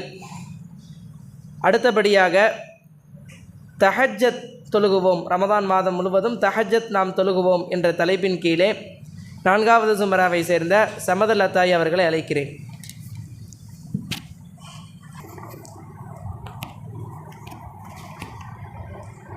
அஸ்ஸலாமு அலைக்கும் வரஹ்மத்துல்லாஹி வபரகாத்துஹு. இன்னல் ஹம்தலில்லாஹ் வஸ்ஸலாத்து வஸ்ஸலாமு அலா ரசூலில்லாஹ் வ ஆலிஹி வ அஸ்ஹாபிஹி அஜ்மஈன். அம்மா பஅத். ஃபகத் قال الله تعالى في محكم تنزيل بعد أعوذ بالله من الشيطان الرجيم بفضل بسم الله الرحمن الرحيم. الذين يقولون ربنا إننا آمنا فاغفر لنا ذنوبنا وقنا عذاب النار. صدق الله المولانا العظيم. وقال نبينا محمد رسول الله صلى الله عليه وسلم تسحروا فإن في السحر بركة. وقال أيضا فصل ما بين صيامنا وصيام أهل الكتاب أكل السحر. وصدق رسوله النبي الكريم. الحمد لله. இந்த ஒரு அருமையான மஜ்லிஸிலே நம்மையெல்லாம் ரமலானை வரவேற்றவர்களாக அமர வைத்திருக்கின்ற வல்ல ரஹ்மான் அவனுக்கே புகழனைத்தும் உண்டாகட்டுமாக. அவனின் அன்பும் அருளும் ஈருலகத்தின் ரஹ்மத்து ரசூலை கரீம் ஸல்லல்லாஹு அலைஹி வஸல்லம் அவர்களின் மீதும், அவர்களின் அடிச்சுவடுகளை பின்பற்றி வாழ்ந்து மறைந்து மறையாமல் இருக்கின்ற உத்தம சத்திய சஹாபாக்கள், தாபிஐன்கள், தபாஉ தாபிஐன்கள், உலமாக்கள், ஷுஹதாக்கள், நாதாக்கள் மற்றும் உண்டான பெரியோர்கள், இந்த மஜ்லிஸிலே அமர்ந்திருக்கக்கூடிய நம்மின் மீதும், நம்முடைய குடும்பத்தார் மீதும், நம்முடைய உறவினர்கள் மீதும் உண்டாகட்டுமாக. ஆமீன். அல்ஹம்துலில்லாஹ். இந்த ரமலானிலே நமக்கு செய்ய மிக கடினமாக இருக்கக்கூடிய விஷயங்களில் முதன்மையான ஒரு விஷயம் என்னவென்றால், அது சஹருடைய நேரத்திலே நாம் எழுந்து நாம் உணவை உண்பது, அதை தொடர்ந்து நாம் அமல் செய்வது. ஒரு நாளிலே நாம் எவ்வளவு வேணால் பசியை தாங்கிடலாம், எவ்வளவு வேணால் கஷ்டப்பட்டு அமைதியாக இருந்துடலாம். ஆனால் அந்த நாளிலே நாம் சஹருடைய நேரத்திலே எழுந்து அந்த நேரத்திலே நாம் சஹருடைய உணவை உண்டு அதை தொடர்ந்து அமல்களை செய்வது என்பது மனிதர்களுக்கு மிகவும் கடினமான ஒரு விஷயமாக இருந்து கொண்டிருக்கிறது. அல்லாமா ஐனி ரஹ்மத்துல்லாஹி அலைஹி அவர்கள் இந்த சஹருடைய நேரம் ஒரு பரக்கத்தான நேரம், அந்த நேரத்திலே உணவு உண்பது என்பது பரக்கத்து, அந்த விஷயத்தை கிட்டத்தட்ட 17 சஹாபாக்களை கொண்டு அறிவித்திருக்கிறார்கள். ரசூலுல்லாஹி ஸல்லல்லாஹு அலைஹி வஸல்லம் அவர்கள் சொன்னார்கள், தஸஹரு ஃபஇன்ன ஃபி ஸஹரி பரக்கத்துன். நீங்கள் சஹருடைய நேரத்தில் உணவு உண்ணுங்கள், உணவு உண்டு நோன்பு வையுங்க, அது உங்களுக்கு பரக்கத்தான ஒரு விஷயமாக இருக்கிறதுன்னு சொல்கிறாங்க. அதற்கு சரஹ செய்யும் பொழுது, அதற்கு விளக்கம் எழுதும் பொழுது அல் ஹாஃபிஸ் இப்னு ஹஜர் அஸ்கலானி பல்லுடைந்தாலும் சொல்லுடையாத நபர் என்று இமாம்களிடத்திலே பெயர் பெற்றவர்கள். அப்படிப்பட்ட இமாம் சொல்கின்றார்கள், கிட்டத்தட்ட பல விஷயங்கள் அதன் மூலமாக பரக்கத்தாக கிடைக்கின்றது. முதலாவது விஷயம், ரசூலுல்லாஹி ஸல்லல்லாஹு அலைஹி வஸல்லம் அவர்களுடைய சுன்னத்தை பின்பற்றுகிறோம். ரசூலுல்லாஹி ஸல்லல்லாஹு அலைஹி வஸல்லம் அவர்கள் சஹருடைய நேரத்திலே உணவு கொண்டிருக்கிறார்கள், அவர்கள் உணவு கொண்டு நோன்பு வைத்திருக்கிறார்கள், சஹாபாக்களை அழைத்து உணவளித்திருக்கிறார்கள், அதைத் தொடர்ந்து தஹஜ்ஜத் தொழுதிருக்கிறார்கள். ரசூலுல்லாஹி ஸல்லல்லாஹு அலைஹி வஸல்லம் அவர்கள் தன்னுடைய வாழ்நாட்களிலே குறிப்பிட்ட சில நாட்களை தவிர தஹஜ்ஜத் தொழுகையை விட்டதே கிடையாது. அவர்களுடைய மனைவிமார்கள் அறிவிக்கும் பொழுதும் சரி, மற்றைய சஹாபாக்கள் அறிவிக்கும் பொழுதும் சரி, இப்படித்தான் ரிவாயத்துகள் வருகின்றது. இப்போ ரசூலுல்லாஹி ஸல்லல்லாஹு அலைஹி வஸல்லம் அந்த தஹஜ்ஜத்துடைய தொழுகையை எந்த அளவிற்கு பரக்கத்தான ஒரு விஷயம், எந்த அளவிற்கு நிஅமத்தான ஒரு விஷயமாக கருதியிருப்பார்கள். ரசூலுல்லாஹி ஸல்லல்லாஹு அலைஹி வஸல்லம் அவர்கள் சொல்கின்றார்கள், அந்த சஹருடைய நேரத்திலே அல்லாஹ் தஆலா கீழ்வானத்திற்கு இறங்கி வர்றானா. இறங்கி வந்து அல்லாஹ் தஆலா தன்னுடைய அடியார்களை பார்த்து கேட்குறான், என்னிடத்திலே பாவ மன்னிப்பு கேட்பவர்கள் யாராச்சும் இருக்கிறீங்களா? உங்களுடைய பாவங்களை எல்லாம் நான் மன்னிக்கின்றேன். அடுத்ததாக கேட்குறான், என்னிடத்திலே உங்களுக்கு வேண்டப்பட்ட விஷயங்கள், உங்களுக்கு தேவையான விஷயங்களை கேட்குறீங்களா? நான் அதையும் தருகின்றேன். மூன்றாவதாக அல்லாஹ் கேட்கின்றான், என்னை வணங்கக்கூடியவர்கள் இருக்கின்றீர்களா? அந்த நேரத்தில் என்னை வணங்குபவர்கள் இருக்கின்றீர்களா? உங்களுடைய வணக்கங்களை நான் ஏற்றுக்கொண்டுகின்றேன் அப்படின்னு சொல்கிறான் அல்லாஹ் தஆலா. நம்மிடத்திலே ஒருத்தர் வந்து, உன்னுடைய வாழ்நாள் முழுவதுமான செலவை நான் பார்த்துக்கிறேன்ப்பா, உன்னுடைய குடும்பத்திற்கு உண்டான செலவுகளை எல்லாம் நான் பார்த்துக்கிறேன், உனக்கு எந்த ஒரு கஷ்டமும் தேவையில்லைன்னு ஒரு நபர் வந்து சொன்னால் நாம் எப்படி அந்த நேரத்தில் சந்தோஷப்படுவோம்? நாம் இனிமேல் எந்த ஒரு வேலையும் செய்ய தேவையில்லை, நாம் வீட்டிலே அமைதியாக இருந்து கொள்ளலாம் அப்படின்னு எந்த அளவிற்கு நினைப்போம். அப்போ அல்லாஹ் தஆலா இவ்வளவு பரக்கத்தான விஷயங்களை நமக்கு தானாக இறங்கி வந்து தருகின்றேன் என்று சொன்ன பொழுதே நம்ம அந்த தஹஜ்ஜத்துடைய நேரத்தில் நாம் அந்த சஹரு செய்துகிறோம். சஹருடைய நேரத்தில் சஹரு செய்துவிட்டு அதற்கு பின்னால் நாம் தஹஜ்ஜத் தொழுக சோம்பேறித்தனப்படுகின்றோம். சிலர் சஹரு செய்துவிட்டு அந்த நேரத்திலே படுத்துறங்கி விடுவார்கள். அல்லாஹ் தஆலா இவ்வளவு பெரிய பரக்கத்தான ஒரு விஷயத்தை சொன்ன பொழுதும் அந்த நேரத்தில் சஹரு செய்துவிட்டு அவர்கள் உறங்கி விடுவார்கள். அதற்கு பின்னால் ஃபஜ்ர் தொழுகைக்கு எழுந்து ஃபஜ்ர் தொழுது விட்டு மீண்டும் வந்து படுத்து உறங்குவார்கள். இதுதான் நம்முடைய காலகட்டத்திலே வாழக்கூடிய முஃமின்களுடைய முஸ்லீம்களுடைய நிலைமையாக இருந்து கொண்டிருக்கிறது. சிலர் அந்த ஃபஜ்ர் தொழுகையும் தொழுகாமல் தூங்குவார்கள். அது இன்னும் மோசமான ஒரு விஷயமாக இருக்கிறது. ஆக எவ்வளவு பெரிய மோசமான காலகட்டத்தில் நாம் வாழ்ந்து கொண்டிருக்கின்றோம், நாம் சிந்தித்து பார்க்க வேண்டும் அல்லாஹ்வின் நல்லடியார்களே. அடுத்ததாக சொல்கிறாங்க, வேதக்காரர்களுக்கு மாறுபடுதல். வேதக்காரர்கள்னு சொன்னால் இந்த கிறிஸ்துவர்கள், யூதர்கள், இவர்கள் தான் வேதக்காரர்கள். தௌராத் வேதம் கொடுக்கப்பட்டவர்கள், இஞ்சில் வேதம் கொடுக்கப்பட்டவர்கள், இவர்கள் தான் வேதக்காரர்கள். இவர்களுக்கு மாறுபட வேண்டும் என்று ரசூலுல்லாஹி ஸல்லல்லாஹு அலைஹி வஸல்லம் அவர்கள் பல இடங்களிலே சொல்லியிருக்கிறார்கள். ரசூலுல்லாஹி ஸல்லல்லாஹு அலைஹி வஸல்லம் இந்த நோன்புடைய விஷயத்தில் சொல்லும் பொழுது, ஃபஸ்ரு மா பைன சியாமினா வ சியாமி அஹ்லில் கிதாப், நம்முடைய நோன்பிற்கும் நம்முடைய முன்னாள் சகோதரர்களான அந்த வேதக்காரர்களுடைய நோன்பிற்கும் உள்ள வித்தியாசம் என்பது என்ன தெரியுமா? அக்கல சஹர், அந்த நேரத்திலே சஹருடைய உணவை உண்பதுன்னு சொல்கிறாங்க. அப்போ வேதக்காரர்களுக்கு நாம் மாறுபட்டவர்களாக நடக்கின்றோம். அதே போல் அடுத்ததாக சொல்கிறாங்க, அந்த நாள் முழுவதும் நாம் அமல் செய்வதற்கு, நாம் துஆ கேட்டு அல்லாஹ்வை வணங்குவதற்கு அந்த உணவு என்பது ஒரு உற்சாகமாக, நாம் சோர்ந்து விடாமல் முழுவதுமாக அமல் செய்வதற்கு ஒரு கூவத்தான ஒரு சக்தி கொடுக்கக்கூடிய ஒரு விஷயமாக இருக்கின்றது. எவ்வளவு பெரிய பரக்கத்தான விஷயங்கள் இதில் அடங்கி இருக்கிறது. நாம் இரவிலே பல அலுவல்களுக்கு மத்தியிலே நாம் உறங்கிவிட்டு நாம் சஹருடைய நேரத்தில் எழாமல் கடைசி நேரத்தில் எழுந்து தண்ணியை மட்டும் பருகி நோன்பு வைக்கக்கூடியவர்கள் நம்மிலே எத்தனையோ பேர் இருக்கிறாங்க. நாம் இன்ஷா அல்லாஹ் இதன் பிறகு நாம் சஹரு செய்ய வேண்டும். இவ்வளவு ஒரு பரக்கத்தான விஷயம். அந்த சஹருடைய நேரத்திலே பாவ மன்னிப்பு தேடுவது, அமல்கள் செய்வது என்பதெல்லாம் எவ்வளவு பெரிய பரக்கத்தான விஷயம் என்றால், ஹஸ்ரத் யாக்கூப் அலைஹிஸ்ஸலாம் அவர்கள் தன்னுடைய அவர்களுடைய மகன்களிடத்தில் போய் நான் உங்களுக்காக பாவ மன்னிப்பு தேடுறேன்னு சொன்னாங்களாம். அவர்கள் செஞ்ச பாவங்களுக்கு இவர்கள் இறை தூதரான இவங்க பாவ மன்னிப்பு தேடுறேன்னு சொல்லிட்டு உடனே கேட்கல, தாமதமாக இருந்து பொறுமையாக இருந்து அந்த சஹருடைய நேரம் வந்த பின்னாடி அவர்களுக்காக பாவ மன்னிப்பு தேடினாங்களாம். அப்போ அந்த நேரம் எந்த அளவிற்கு பரக்கத்தான நேரமாக இருக்கும். சஹாபாக்கள் எல்லாம் இந்த நேரத்தில் எப்படி அமல் செய்தார்கள் தெரியுமா? ஹஸரத் இப்னு உமர் ரலியல்லாஹு அன்ஹு அவர்கள் இந்த சஹருடைய நேரம் வந்துருச்சான்னு கேட்டு அவங்களுடைய அடிமை நாஃபி ரஹ்மத்துல்லாஹி அலைஹி அவங்கள்ட்ட கேட்டு தெரிஞ்சுக்கிட்டு அந்த சஹருடைய நேரத்தில் அமல் செய்ய ஆரம்பித்து ஃபஜ்ருடைய நேரம் வரை தொடர்ந்து அமல் செய்து கொண்டே இருப்பார்களாம், தஹஜ்ஜத் தொழுது கொண்டே இருப்பார்களாம். அவர்கள் அந்த நேரத்திலே முழுவதுமாக அல்லாஹ்வை திக்ரு செய்து கொண்டே இருப்பார்களாம். இன்னும் ஒரு தாபியை அறிவிக்கிறார்கள், ஹாத்திப் ரஹ்மத்துல்லாஹி அலைஹி அவர்கள் பள்ளிவாசலில் இருக்கும் பொழுது பள்ளிவாசலின் மூலையிலிருந்து ஒரு சத்தம் வந்துச்சான். என்ன வந்துச்சு அப்படின்னா, யா அல்லாஹ், எனக்கு நீ கட்டளையிட்டாய், உனக்கு நான் கட்டுப்பட்டேன், என்னுடைய பாவங்களை மன்னிப்பாயாகன்னு ஒரு சத்தம் கேட்டுச்சான். இப்படி கேட்டு அந்த குரல் அழுது அழுது கதறி கொண்டு துஆ கேட்டு கொண்டிருந்ததாம். அப்போ அவங்க அந்த போய் பார்க்குறாங்க, அப்துல்லா இப்னு மஸ்ஊத் ரலியல்லாஹு அன்ஹு அவங்க அந்த துஆ கேட்டு கொண்டிருக்கிறார்கள். சஹாபாக்கள் எல்லாம் தன்னுடைய வாழ்நாள் முழுவதும் ரசூலுல்லாஹி ஸல்லல்லாஹு அலைஹி வஸல்லம் அவர்களுடனே கழித்தவர்கள், சிறிய சிறிய பாவங்களை மட்டுமே செய்தவர்கள். அப்படிப்பட்ட சஹாபாக்களே தன்னுடைய பாவங்களை மன்னிக்குமாறு அல்லாஹ்விடம் கையேந்தி கதறி அழுகும் பொழுது நாம் எல்லாம் எவ்வளவு பெரிய பாவிகளாக இந்த காலத்தில் இருந்து கொண்டிருக்கிறோம். நாம் எப்படி எல்லாம் கதறி அழுக வேண்டும். இன்னும் சொல்ல போனால் மாலிக் ரலியல்லாஹு அன்ஹு அவங்க அறிவிக்கிறாங்க, அந்த சஹருடைய நேரத்தில் 70 முறை பாவ மன்னிப்பு தேடுவது என்பது சஹாபாக்களுக்கு கட்டளையிடப்பட்ட ஒரு விஷயமாக இருந்ததாம்.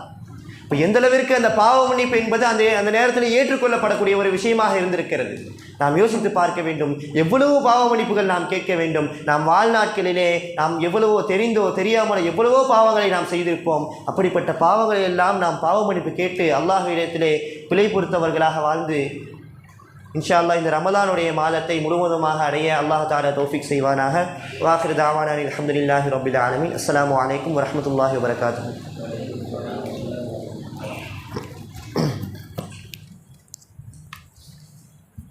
அல்ஹம்துலில்லாஹ். தஹஜ்ஜத் தொழுகை சம்பந்தமான அதிகமான விளக்கங்களை நம்மிடத்தில் எடுத்து கூறினார்கள்.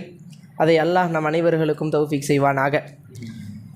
நோன்பு சம்பந்தமான கேள்விகள், அது சம்பந்தமான சந்தேகங்கள் ஏதும் இருந்தால் கடைசி மஜ்லிஸிலே உங்களிடத்தில் அதற்குண்டான பகிர்வுகள் நடத்தப்படும். ஆண்களாக இருந்தால் நேராகவே கேள்விகளை கேட்கலாம். பெண்களாக இருந்தால் அவர்கள் காகிதங்களில் எழுதி அந்த கேள்விகளை அனுப்பலாம். அடுத்தபடியாக இந்த ரமலான் மாதத்திலேயே எல்லோருமே அடைய வேண்டும் என்று நினைக்கக்கூடிய ஒரு முக்கியமான ஒரு விஷயம்தான் இந்த லைலத்துல் கத்ர். எனவே அந்த லைலத்துல் கத்ரும் கடைசி 10 என்ற தலைப்பின் கீழே 4வது ஜும்ராவை சேர்ந்த நமது கல்லூரி மாணவர் முஃபீஸ் அல்லாத்தாய் அவர்களை அழைக்கிறேன்.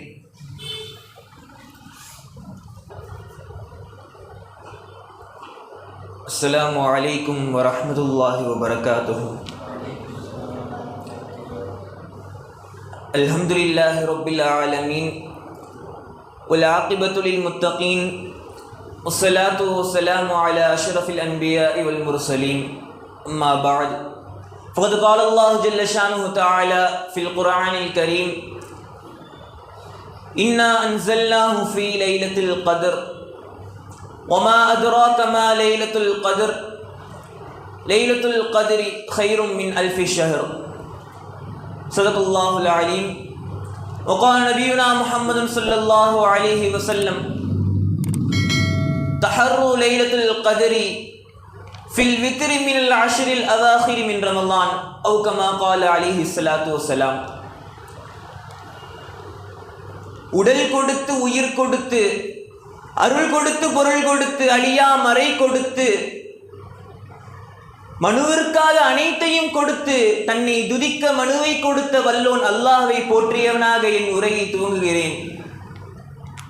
வஞ்சிமர கிளைகளை தென்றல் காற்று கொஞ்சி விளையாடும் காலமெல்லாம் நம் நபியின் சாந்தி நின்று நிலவட்டுமாக என்று துஆ செய்கிறேன். ஆமீன். அல்லாஹ் ஜல்ல ஷானஹு தஆலா ரஜபனுடைய மாதத்தை கடந்து இந்த ஷாபானினுடைய இறுதியை நம்மவர்களை ஆக்கியுள்ளான். இன்னும் சில நாட்களில் ரமலானினுடைய மகிமை பொருந்திய மாதத்தை நாம் அடைய உள்ளோம். மிகவும் கண்ணியம் பொருந்திய ஒரு மாதம்.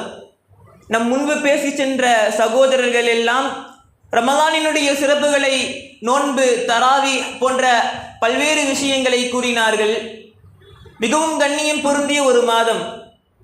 எந்த அளவிற்கு என்று சொன்னால், இந்த மாதத்தை, இந்த ரமலானினுடைய மாதம் முழுவதுமாக ஒருவர் நோன்பு நோற்று அல்லாஹ் தஆலாவை நின்று வணங்கி கழிக்கின்றான் என்றான், அவனுடைய அந்த ரமலான் மாதம் முழுக்க அவன் இவ்வாறு அல்லாஹ்வை வணங்கி கழித்ததற்கு பிறகு இந்த மாதம் முடிகின்ற பொழுது அவனுடைய அனைத்து பாவங்களும், அதற்கு முன்பு அவன் செய்த அனைத்து பாவங்களும் மன்னிக்கப்பட்டுவிடும். அவ்வளவு மகத்துவம் பொருந்திய ஒரு கண்ணியமான ஒரு மாதத்தை நாம் அடைய உள்ளோம்.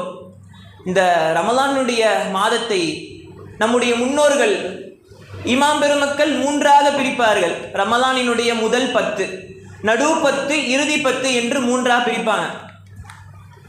நாம் எல்லாம் கேள்விப்பட்டு இருப்போம். ரமலானுடைய முதல் 10, இந்த நாம் எல்லாம் நல்லா சாப்பிட்டு இருக்கின்ற இந்த நாட்கள் முடிந்து ரமலானுடைய மாதம் ஆரம்பமாகும் பொழுது, அப்போதான் ரொம்ப நாள் நல்லா சாப்பிட்டு நோன்பு வைக்க ஆரம்பிப்போம். நோன்பு வைக்க ஆரம்பிக்கும் பொழுது அந்த முதல் 10 நம்மை விட்டு கடந்து செல்ல மிகவும் கடினமாக இருக்கும். போக போக 2வது 10 கொஞ்சம் பழகிறோம், அதோட கொஞ்சம் வேகமாக செல்லும். 3வது 10 நம்மை விட்டு மிகவும் வேகமாக கடந்து சென்று விடும். ஆனால் அந்த ரமலானினுடைய அந்த கடைசி 10 முந்தைய 2 10களை விடவும் மிகவும் மகத்துவம் வாய்ந்த ஒரு 10 நாட்கள். அந்த 10 நாட்களை எவர் சரியாக பயன்படுத்தி கொள்கிறாரோ அவர் மிகவும் மகத்துவம் வாய்ந்த அந்த லைலத்துல் கத்ர் என்ற இரவை அடைந்து விடுவார். அல்லாஹ் தஆலா குர்ஆனிலே கூறுகிறான் அல்லவா, லைலத்துல் கத்ர் என்ற இரவு சுமார் 1000 மாதங்களை விட சிறந்தது. ஒரு மனுஷன் 1000 மாதம் நின்று வணங்குறான், அல்லாஹ் தஆலாட்ட துஆ செஞ்சு அல்லாஹ் தஆலாட்ட பாவ மன்னிப்பு கேட்டு வணங்குறான். அந்த 1000 மாதம் அவன் செய்கிற அமல்களை விடவும் அந்த ஒரு இரவில் அவன் செய்கிற அமல் சிறந்தது. ஆயிஷா ரலியல்லாஹு அன்ஹா அவர்களை தொட்டு அறிவிக்கப்படுகின்ற ஒரு ஹதீஸிலே வருகிறது, நபி ஸல்லல்லாஹு அலைஹி வஸல்லம் அவர்கள் கூறுகிறார்கள், தஹர்ரு லைலத்துல் கத்ரி ஃபில் வித்ரி மினல் அஷ்ரில் அவாஹிர் மின் ரமலான். இந்த ரமலான் மாதத்தினுடைய கடைசி 10னுடைய ஒற்றைப்படை இரவுகளிலே லைலத்துல் கத்ரினுடைய இரவை நீங்கள் தேடிக்கொள்ளுங்கள் என்று நபி ஸல்லல்லாஹு அலைஹி வஸல்லம் கூறுறாங்க. இந்த லைலத்துல் கத்ரினுடைய இரவு எந்த நாளிலே சரியாக வருகிறது என்று ஒரு குழப்பம் இருக்கிறது, ஒரு கருத்து வேறுபாடு இமாம்களுக்கு மத்தியிலே இருக்கிறது. என்றாலும் நபி ஸல்லல்லாஹு அலைஹி வஸல்லம் அவர்கள் அந்த கடைசி 10னுடைய ஒற்றைப்படை இரவுகளிலே அந்த லைலத்துல் கத்ர் இருக்குது, அதை நீங்க தேடிக்கொள்ளுங்கள் என்று நபி ஸல்லல்லாஹு அலைஹி வஸல்லம் அவர்கள் கூறுகிறார்கள். அல்லாஹ் ஜல்ல ஷானஹு தஆலா குர்ஆன்ல சொல்றான், இன்னா அன்ஸல்னாஹு ஃபீ லைலத்துல் கத்ர். இந்த குர்ஆன் என்கின்ற இந்த வேதத்தை அந்த லைலத்துல் கத்ர் என்ற மகத்துவம் வாய்ந்த இந்த இரவிலே நாம் இறக்கினோம்.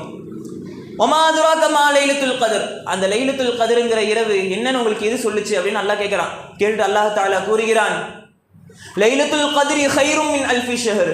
அந்த லைலத்துல் கத்ர் என்ற இரவு கைரும் மின் அல்ஃபி ஷஹர் 1000 மாதங்களை விடவும் சிறந்தது. சுமார் 83 வருடங்களுக்கு மேல் நின்று ஒருவன் அமல் செய்கிறான். 1000 மாதங்கள், அந்த 1000 மாதங்களை ஒருவன் அமல் செய்கின்றதை விடவும் அந்த ஒரு இரவிலே செய்கின்ற அமல் சிறந்ததாகும். தனஸ்ஸுலுல் மலாயிகத்து வர்ரூஹு ஃபீஹா பிஇذن ரப்பிஹிம் மின் குல்லி அம்ர்.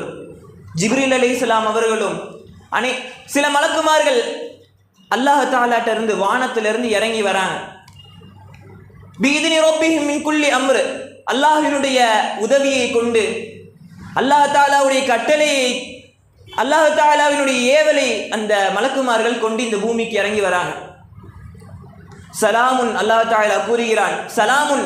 அந்த லைலத்துல் கத்ரினுடைய இரவு என்பது மிகவும் சங்கை பொருந்திய அந்த சாந்தியான ஒரு இரவு. அந்த இரவு ஃபுல்லாக ஒரு மனிதனுக்கு சாந்தி என்பது நிகழும். அவனுடைய பாவங்கள் எல்லாம் மன்னிக்கப்படும், அவன் செய்கின்ற அமல்கள் எல்லாம் ஏற்றுக்கொள்ளப்படும்.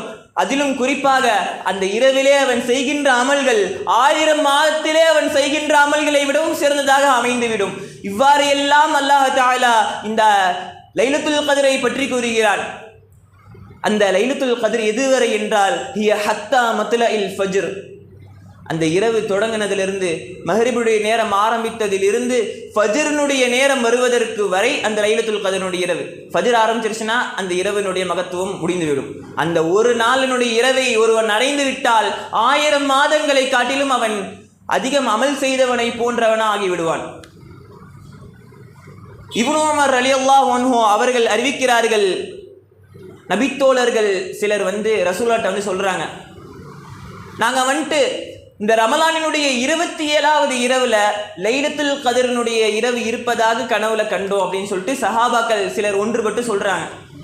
அதற்கு நபிகள் நாயகம் ரசூலுல்லாஹி ஸல்லல்லாஹு அலைஹி வஸல்லம் அவர்கள் சொல்கிறார்கள், அரா ருஅயாக்கும் கது தவாத்தஅத் ஃபிஸ் ஸபஇல் அவாஹிர். அந்த 27வது இரவுல உங்களுடைய அனைவர்களுடைய கனவுகளும் ஒன்றுபடுவதை நான் பார்த்தேன். எனவே உங்களிலே அந்த லைலத்துல் கத்ருடைய இரவை யாரேனும் தேடுபவர்கள் இருக்கிறீர்களா? நீங்கள் அந்த 27வது இரவிலே 27வது நோம்பின் இரவிலே லைலத்துல் கத்ருடைய இரவை தேடிக்கொள்ளுங்கள் என்று நபி ஸல்லல்லாஹு அலைஹி வஸல்லம் அவர்கள் சொல்கிறார்கள். இந்த ஹதீஸ் புகாரி இமாம் அவர்களும் முஸ்லிம் இமாம் அவர்களும் தங்களுடைய சஹீஹ் கிதாபிலே பதிவு செய்கிறாங்க. பல்வேறு கருத்து வேறுபாடுகள் இந்த விஷயத்தில் இருக்குது. ஒரு முறை அபி சயீத் அல் குத்ரி ரலியல்லாஹு அன்ஹு அவர்கள் அறிவிக்கிறார்கள், நபி ஸல்லல்லாஹு அலைஹி வஸல்லம் அவர்கள் கூறுகிறார்கள், இந்த ரமலான் மாதத்தினுடைய முதல் 10 முழுவதுமாக நபி ஸல்லல்லாஹு அலைஹி வஸல்லம் அவர்கள் ஈர்த்திகாஃப் இருக்கிறார்கள். பள்ளிவாசலில் ஈர்த்திகாஃப் இருந்து அவர்கள் அந்த முதல் 10 இரவுகளை நின்று வணங்குறாங்க, இபாதத் செய்கிறார்கள், அந்த இரவு முழுக்க கழிக்கிறார்கள். முதல் 10 முடிந்தது, 2வது 10 வருகிறது. அதே போன்று 2வது 10லேயும் நபி அவர்கள் இஅ்திகாஃப் இருந்து இரவு முழுக்க வணங்குறாங்க. இந்த 2வது 10 முடிந்ததற்கு பிறகு நபி ஸல்லல்லாஹு அலைஹி வஸல்லம் அவர்கள் சொல்கிறார்கள், நிச்சயமாக இந்த லைலத்துல் கத்ருடைய இரவு என்பது முதல் 10லேயே இல்லை, 2வது 10லேயும் கிடையாது. இந்த 3வது 10 ரமலான் மாதத்தினுடைய இந்த கடைசி 10ல தான் இந்த லைலத்துல் கத்ருடைய இரவு இருக்குதுன்னு சொல்லிட்டு, எனவே உங்களில் யாராச்சும் இஅ்திகாஃப் இருக்கணும்னு நினைக்கிறீங்களா? என்னோட சேர்ந்து இந்த கடைசி 10 நாள் இஅ்திகாஃப் இருங்க அப்படின்னு ரசூலுல்லாஹ் சொல்லிட்டு சொல்றாங்க. இந்த லைலத்துல் கத்ருடைய இரவு என்பது, இந்த லைலத்துல் கத்ருடைய இரவு எப்பொழுது என்று எனக்கு காட்டப்பட்டது, கனவிலே எனக்கு காட்டப்பட்டது. ஆனால் அல்லாஹ் தஆலா அதை எனக்கு மறக்கடித்து விட்டான். ஆனால் என் கனவுல எனக்கு கொஞ்சம் ஞாபகம் இருக்குன்னு ரசூலுல்லாஹ் சொல்கிறாங்க. ரசூலுல்லாஹ் அந்த லைலத்துல் கத்ருடைய இரவில் தண்ணீரின் மீது சஜ்தா செய்து கொண்டிருந்தார்களாம். அவர்களுடைய கன்னத்தில் மண்ணு அப்பி இருக்குது அப்படின்னு சொல்லி ரசூலுல்லாஹ் சொல்கிறாங்க. இந்த அடையாளத்தை பார்த்துட்டு அபி சயீத் அல் குத்ரி ரலியல்லாஹு அன்ஹு அவர்கள் இந்த ஹதீஸுக்கு பிறகு சொல்கிறாங்க, ஒரு முறை அந்த கடைசி 10 ஈர்த்திகாஃப் இருக்க ஆரம்பிக்கிறாங்க. அப்பொழுது ஒரு நாளினுடைய இரவு மிகவும் கனமான மழை பெய்கிறது, வானமெல்லாம் மோடமிட்டு மிகவும் கனமாக மழை பெய்கிறது. அனைத்து சஹாபாக்களும் நபி ஸல்லல்லாஹு அலைஹி வஸல்லம் அவர்களும் பள்ளிவாசல்ல ஈர்த்திகாஃப் இருக்காங்க. அந்த இரவுல மழை பெய்யுது, எல்லாம் நின்று வணங்குறாங்க. ரசூலுல்லாஹி ஸல்லல்லாஹு அலைஹி வஸல்லம் அவர்கள் சஜிதா செய்யும் பொழுது அந்த தரையில் இருக்கிற தண்ணீரின் மீது அவர்கள் சஜிதா செய்வதை போன்று இருக்குது. அவர்களுடைய கன்னத்தில், அன்றைய காலத்துலலாம் பள்ளிவாசல்லாம் பார்த்தோன்னா இந்த மாதிரி தரையெல்லாம் இருக்காது, மண் தரையாக தான் இருக்கும். அந்த மண் அவர்கள் சஜிதா செய்யும் பொழுது மழையின் காரணமாக அவர்களுக்கு கீழே தண்ணீர் இருக்குது, அவர்களுடைய கன்னத்தில் மண் அப்பி இருக்குது. இதை பார்த்துட்டு ரசூலுல்லாஹ் கனவுல பார்த்து இதுதான் அப்படின்னு சொல்லிட்டு அபி சயீத் அல் குத்ரி ரலியல்லாஹு அன்ஹு அவர்கள் கூறுகிறார்கள், 21வது இரவு தான் அன்று இந்த ரமலான் மாதத்தினுடைய 21வது இரவு தான் லைலத்துல் கத்ர்னா அபி சயீத் அல் குத்ரி ரலியல்லாஹு அன்ஹு அவர்கள் சொல்றாங்க. இப்னு அப்பாஸ் ரலியல்லாஹு அன்ஹு அவர்கள் அன்றைய காலத்தில் சஹாபாக்களுக்கு மத்தியில், இமாம் பெருமக்களுக்கு மத்தியிலேயும் தஃப்சீர் கலையிலே, அதாச்சு குர்ஆனுக்கு விளக்க உரை சொல்பவர்கள் அனைவர்களுக்கும் தலைவர் என்று அழைக்கப்பட்ட இப்னு அப்பாஸ் ரலியல்லாஹு அன்ஹு அவர்கள் சொல்கிறார்கள், இந்த லைலத்துல் கத்ருடைய இரவு என்பது 21வது இரவில் 22 21, 23, 25, 27, 29 இதில் இந்த 5 ஒற்றைப்படை இரவுகளிலே 27வது இரவுல தான் இந்த லைலத்துல் கத்ரினுடைய இரவு இருக்குதுன்ட்டு இப்னு அப்பாஸ் ரலியல்லாஹு அன்ஹு அவர்கள் சொல்கிறார்கள். அவர்கள் சொல்லிட்டு அதற்கான ஆதாரத்தை சொல்கிறாங்க. இந்த இன்னா அன்ஸல்னாஹு ஃபீ லைலத்துல் கத்ர் அந்த சூறால லைலத்துல் கத்ர் என்ற வார்த்தை மொத்தம் 3 இடத்துல வருது. அந்த சூறால மொத்தம் 3 இடத்துல லைலத்துல் கத்ர் என்ற வார்த்தை வருகிறது. அதே மாதிரி அந்த லைலத்துல் கத்ர் என்ற அந்த அரபி வார்த்தையில் மொத்தம் 9 எழுத்துக்கள் இருக்குது. அந்த ஒரு வார்த்தையில் 9 எழுத்துக்கள் இருக்குது. அந்த வார்த்தை 3 இடத்துல வருது. மொத்தம் 9ஐயும் 3ஐயும் பெருக்கினா 9 × 3 9 பெருக்கல் 3 கூட்டினா 27ன்னு வருது. அதனால தான் இப்னு அப்பாஸ் ரலியல்லாஹு அன்ஹு சொல்கிறாங்க 27வது இரவில் தான் அந்த லைலத்துல் கத்ருடைய இரவு இருக்கிறது அப்படின்னு சொல்கிறாங்க. இன்னொரு விதமான விளக்கம் தராங்க. அந்த இன்னா அன்ஸல்னா அந்த சூறாவிலேயே மொத்தம் 30 வார்த்தை இருக்குது. அதில் 27வது வார்த்தையா ஹிய அப்படின்னு ஒரு வார்த்தை வருது. ஹிய அந்த வார்த்தைக்கு அர்த்தம் சொல்கிறாங்க அது அப்படிங்கிற அர்த்தம். அந்த அது அல்லாஹ் தஆலா எதை குறிக்கிறான்? இந்த லைலத்துல் கத்ருடைய இரவு குறித்து சொல்கிறான் ஹிய அப்படின்ட்டு. அந்த இரவு குறித்து சொல்கிற அந்த வார்த்தை 27வது வார்த்தையாக வரனால 27வது இரவு தான் லைலத்துல் கத்ருடைய இரவுன்னு சொல்லிட்டு இப்னு அப்பாஸ் ரலியல்லாஹு அன்ஹு சொல்கிறாங்க. எனவே தான் பெரும்பாலான உலமாக்களினுடைய இமாம் பெருமக்களுடைய ஒன்றுபட்ட கருத்து 27வது இரவில் அந்த லைலத்துல் கத்ருடைய இரவை தேடுறாங்க. எனவே இந்த வருகின்ற காலத்தில் இந்த ரமலானுடைய மாதத்தை அடைய இருக்கின்றோம். சரியாக இந்த ரமலானுடைய அமல்களை தெளிவாக செய்து ரமலானுடைய அந்த நோன்புகளை சரிவர நோற்று அல்லாஹ் தஆலாவை அதிகப்படியாக நின்று வணங்கி குறிப்பாக இறுதி 10 நாட்கள் அல்லாஹ்விற்காக இத்திகாஃப் இருந்து அல்லாஹ்வை அந்த லைலத்துல் கத்ருடைய இரவை எதிர்பார்த்தவர்களாக கடைசி 10ல் ஒற்றைப்படை இரவுகளிலே வணங்கக்கூடிய பாக்கியத்தை வல்ல இறைவன் நம் அனைவர்களுக்கும் தந்து அருள் புரிவானாக. அதனுடைய அந்த ரமலான் மாதத்தினுடைய முழு மகத்துவத்தையும் நம் அனைவர்களும் அடையக்கூடிய பாக்கியத்தை வல்ல இறைவன் தருவானாக என்று பிரார்த்தித்தவனாக என் உரையை முடித்துக் கொள்கிறேன். வாஹிரு தாவானா அனில் ஹம்துலில்லாஹி ரப்பில் ஆலமீன். உபஷிருக்கும் பிதஹியத்தில் இஸ்லாம். அஸ்ஸலாமு அலைக்கும் வரஹ்மத்துல்லாஹி வபரகாத்துஹு.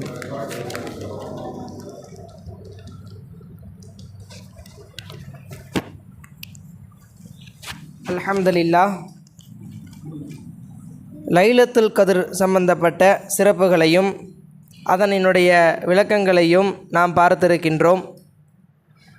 அடுத்தபடியாக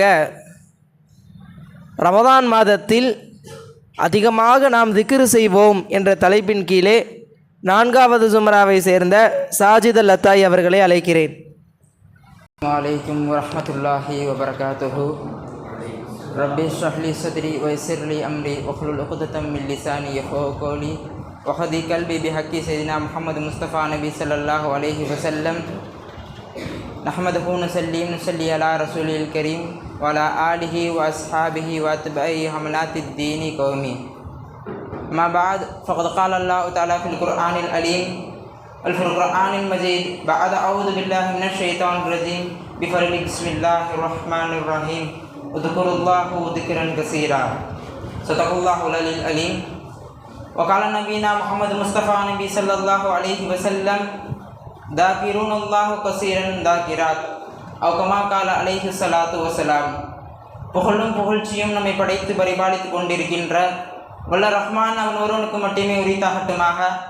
மேலும் சாந்தியும் சமாதானமும் நமது நாயகம் முஹம்மது முஸ்தஃபா நபி ஸல்லல்லாஹு அலைஹி வஸல்லம் அவர்களின் மீதும் அவர்களை சற்றும் தவறாமல் பின்பற்றி வாழ்ந்த உத்தம சத்திய சஹாபாக்கள், தாபிஈன்கள், தபஅத் தாபிஈன்கள், நாதாக்கள், ஷஹதாக்கள், மேலும் நல்லதொரு மஜ்லிஸில் அமர்ந்திருக்கும் நம்மை சார்ந்த அனைவர்கள் மீது உரித்தாகட்டுமாக.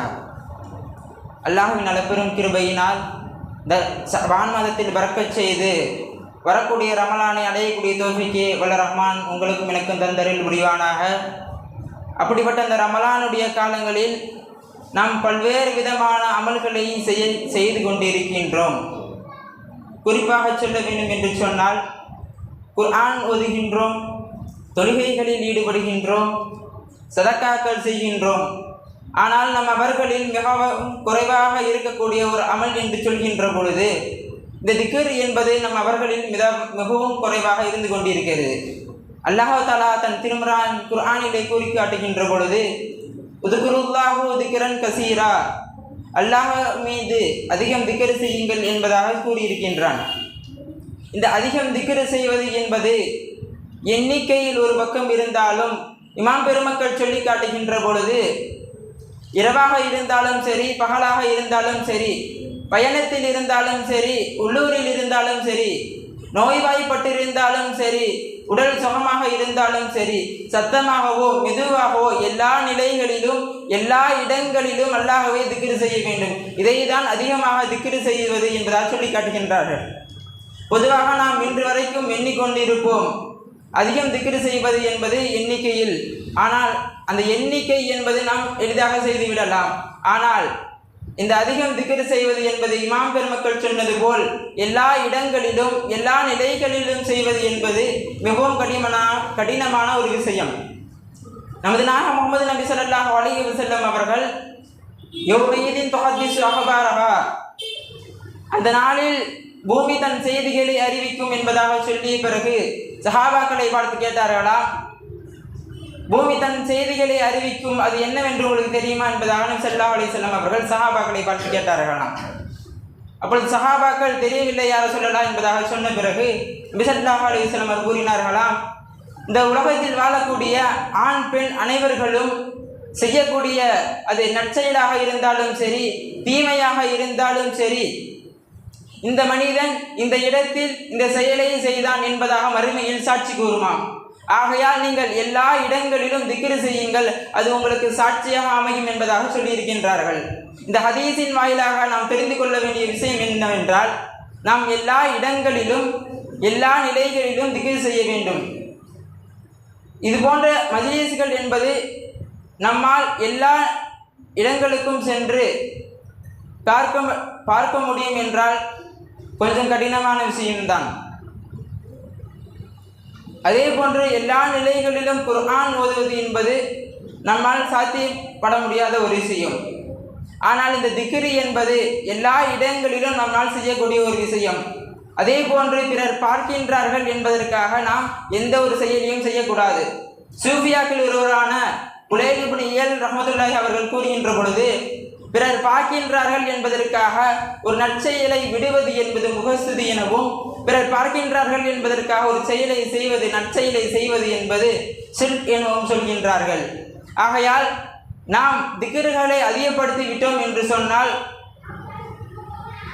பல நிலைகளில் நம்மை மக்கள் பார்க்கும் நிலை ஏற்படும்.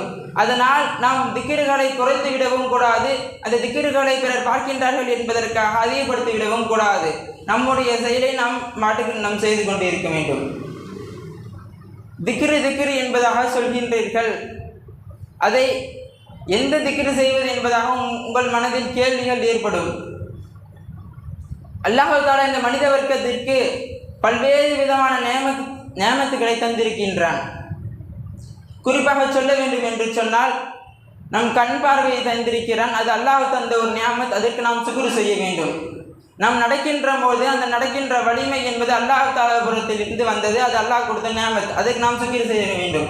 அதே போன்று பல்வேறு மக்கள்கள் இருந்தாலும் அல்லாஹ் தஆலா நம்மை அனைவரையும் தேர்ந்தெடுத்து இந்த மஜ்லிஸில் அமர வைத்து நம் இந்த செவி வாயிலாக கேட்க வைக்கின்றான் என்பது அல்லாஹ் கொடுத்த நியாமத். அல்ஹம்துலில்லாஹ் ஹம்தன் கஸீரன் தய்யிபன் முபாரக்கன் அலா குல்லி ஹால்.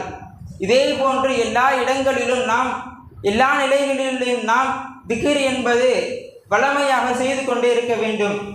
ஆகையால் இந்த ரமலானுடைய காலத்தை பயன்படுத்தி நாம் எல்லா நிலைகளிலும் எல்லா இடங்களிலும் திக்ர் செய்து நம் வாழ்நாள் முழுவதும் அதை ஆக்கிக்கொள்ளக்கூடிய தௌஃபீக்கை வல்ல ரஹ்மான் உங்களுக்கும் எனக்கும் தந்தருள் புரிவானாக.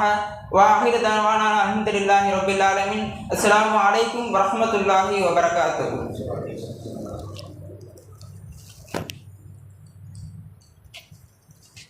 அல்ஹம்துலில்லாஹ்.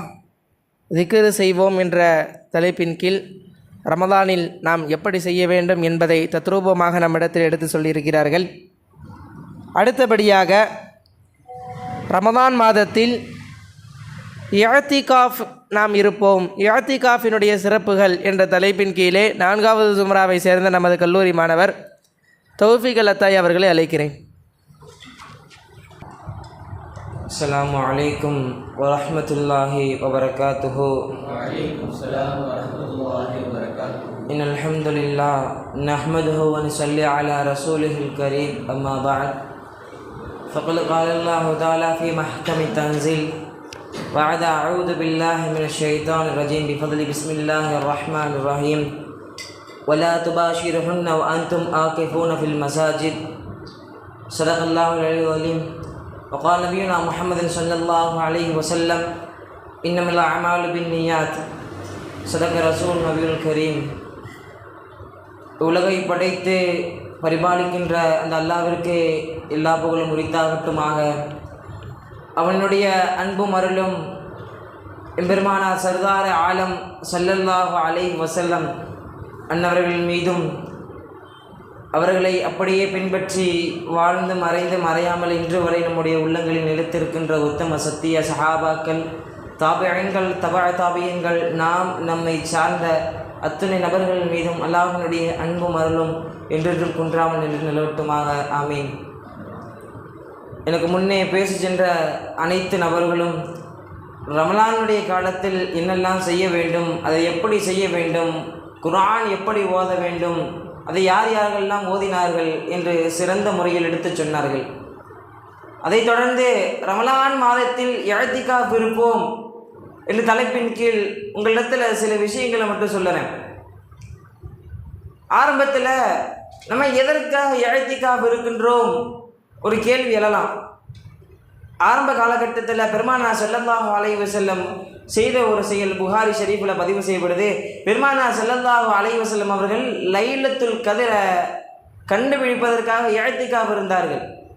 பிறகு நாளடைவில் இமாம் பெருமக்கள் சொல்லுகிறார்கள், ஒரு ஊரினுடைய முசீபத்துகள் நீங்குவதற்காக இஅ்திகாஃப் இருங்கள் என்று சொன்னார்கள் இமாம் பெருமக்கள். அதை நாம் எப்படி இருக்க வேண்டும், அதனுடைய சட்டதிட்டங்கள் என்ன, ஒரு ஆண் எப்படி இஅ்திகாஃப் இருக்க வேண்டும், ஒரு பெண் எப்படி இஅ்திகாஃப் இருக்க வேண்டும், இமாம் பெருமக்கள் அதனையும் சொல்லி காட்டுகிறார்கள்.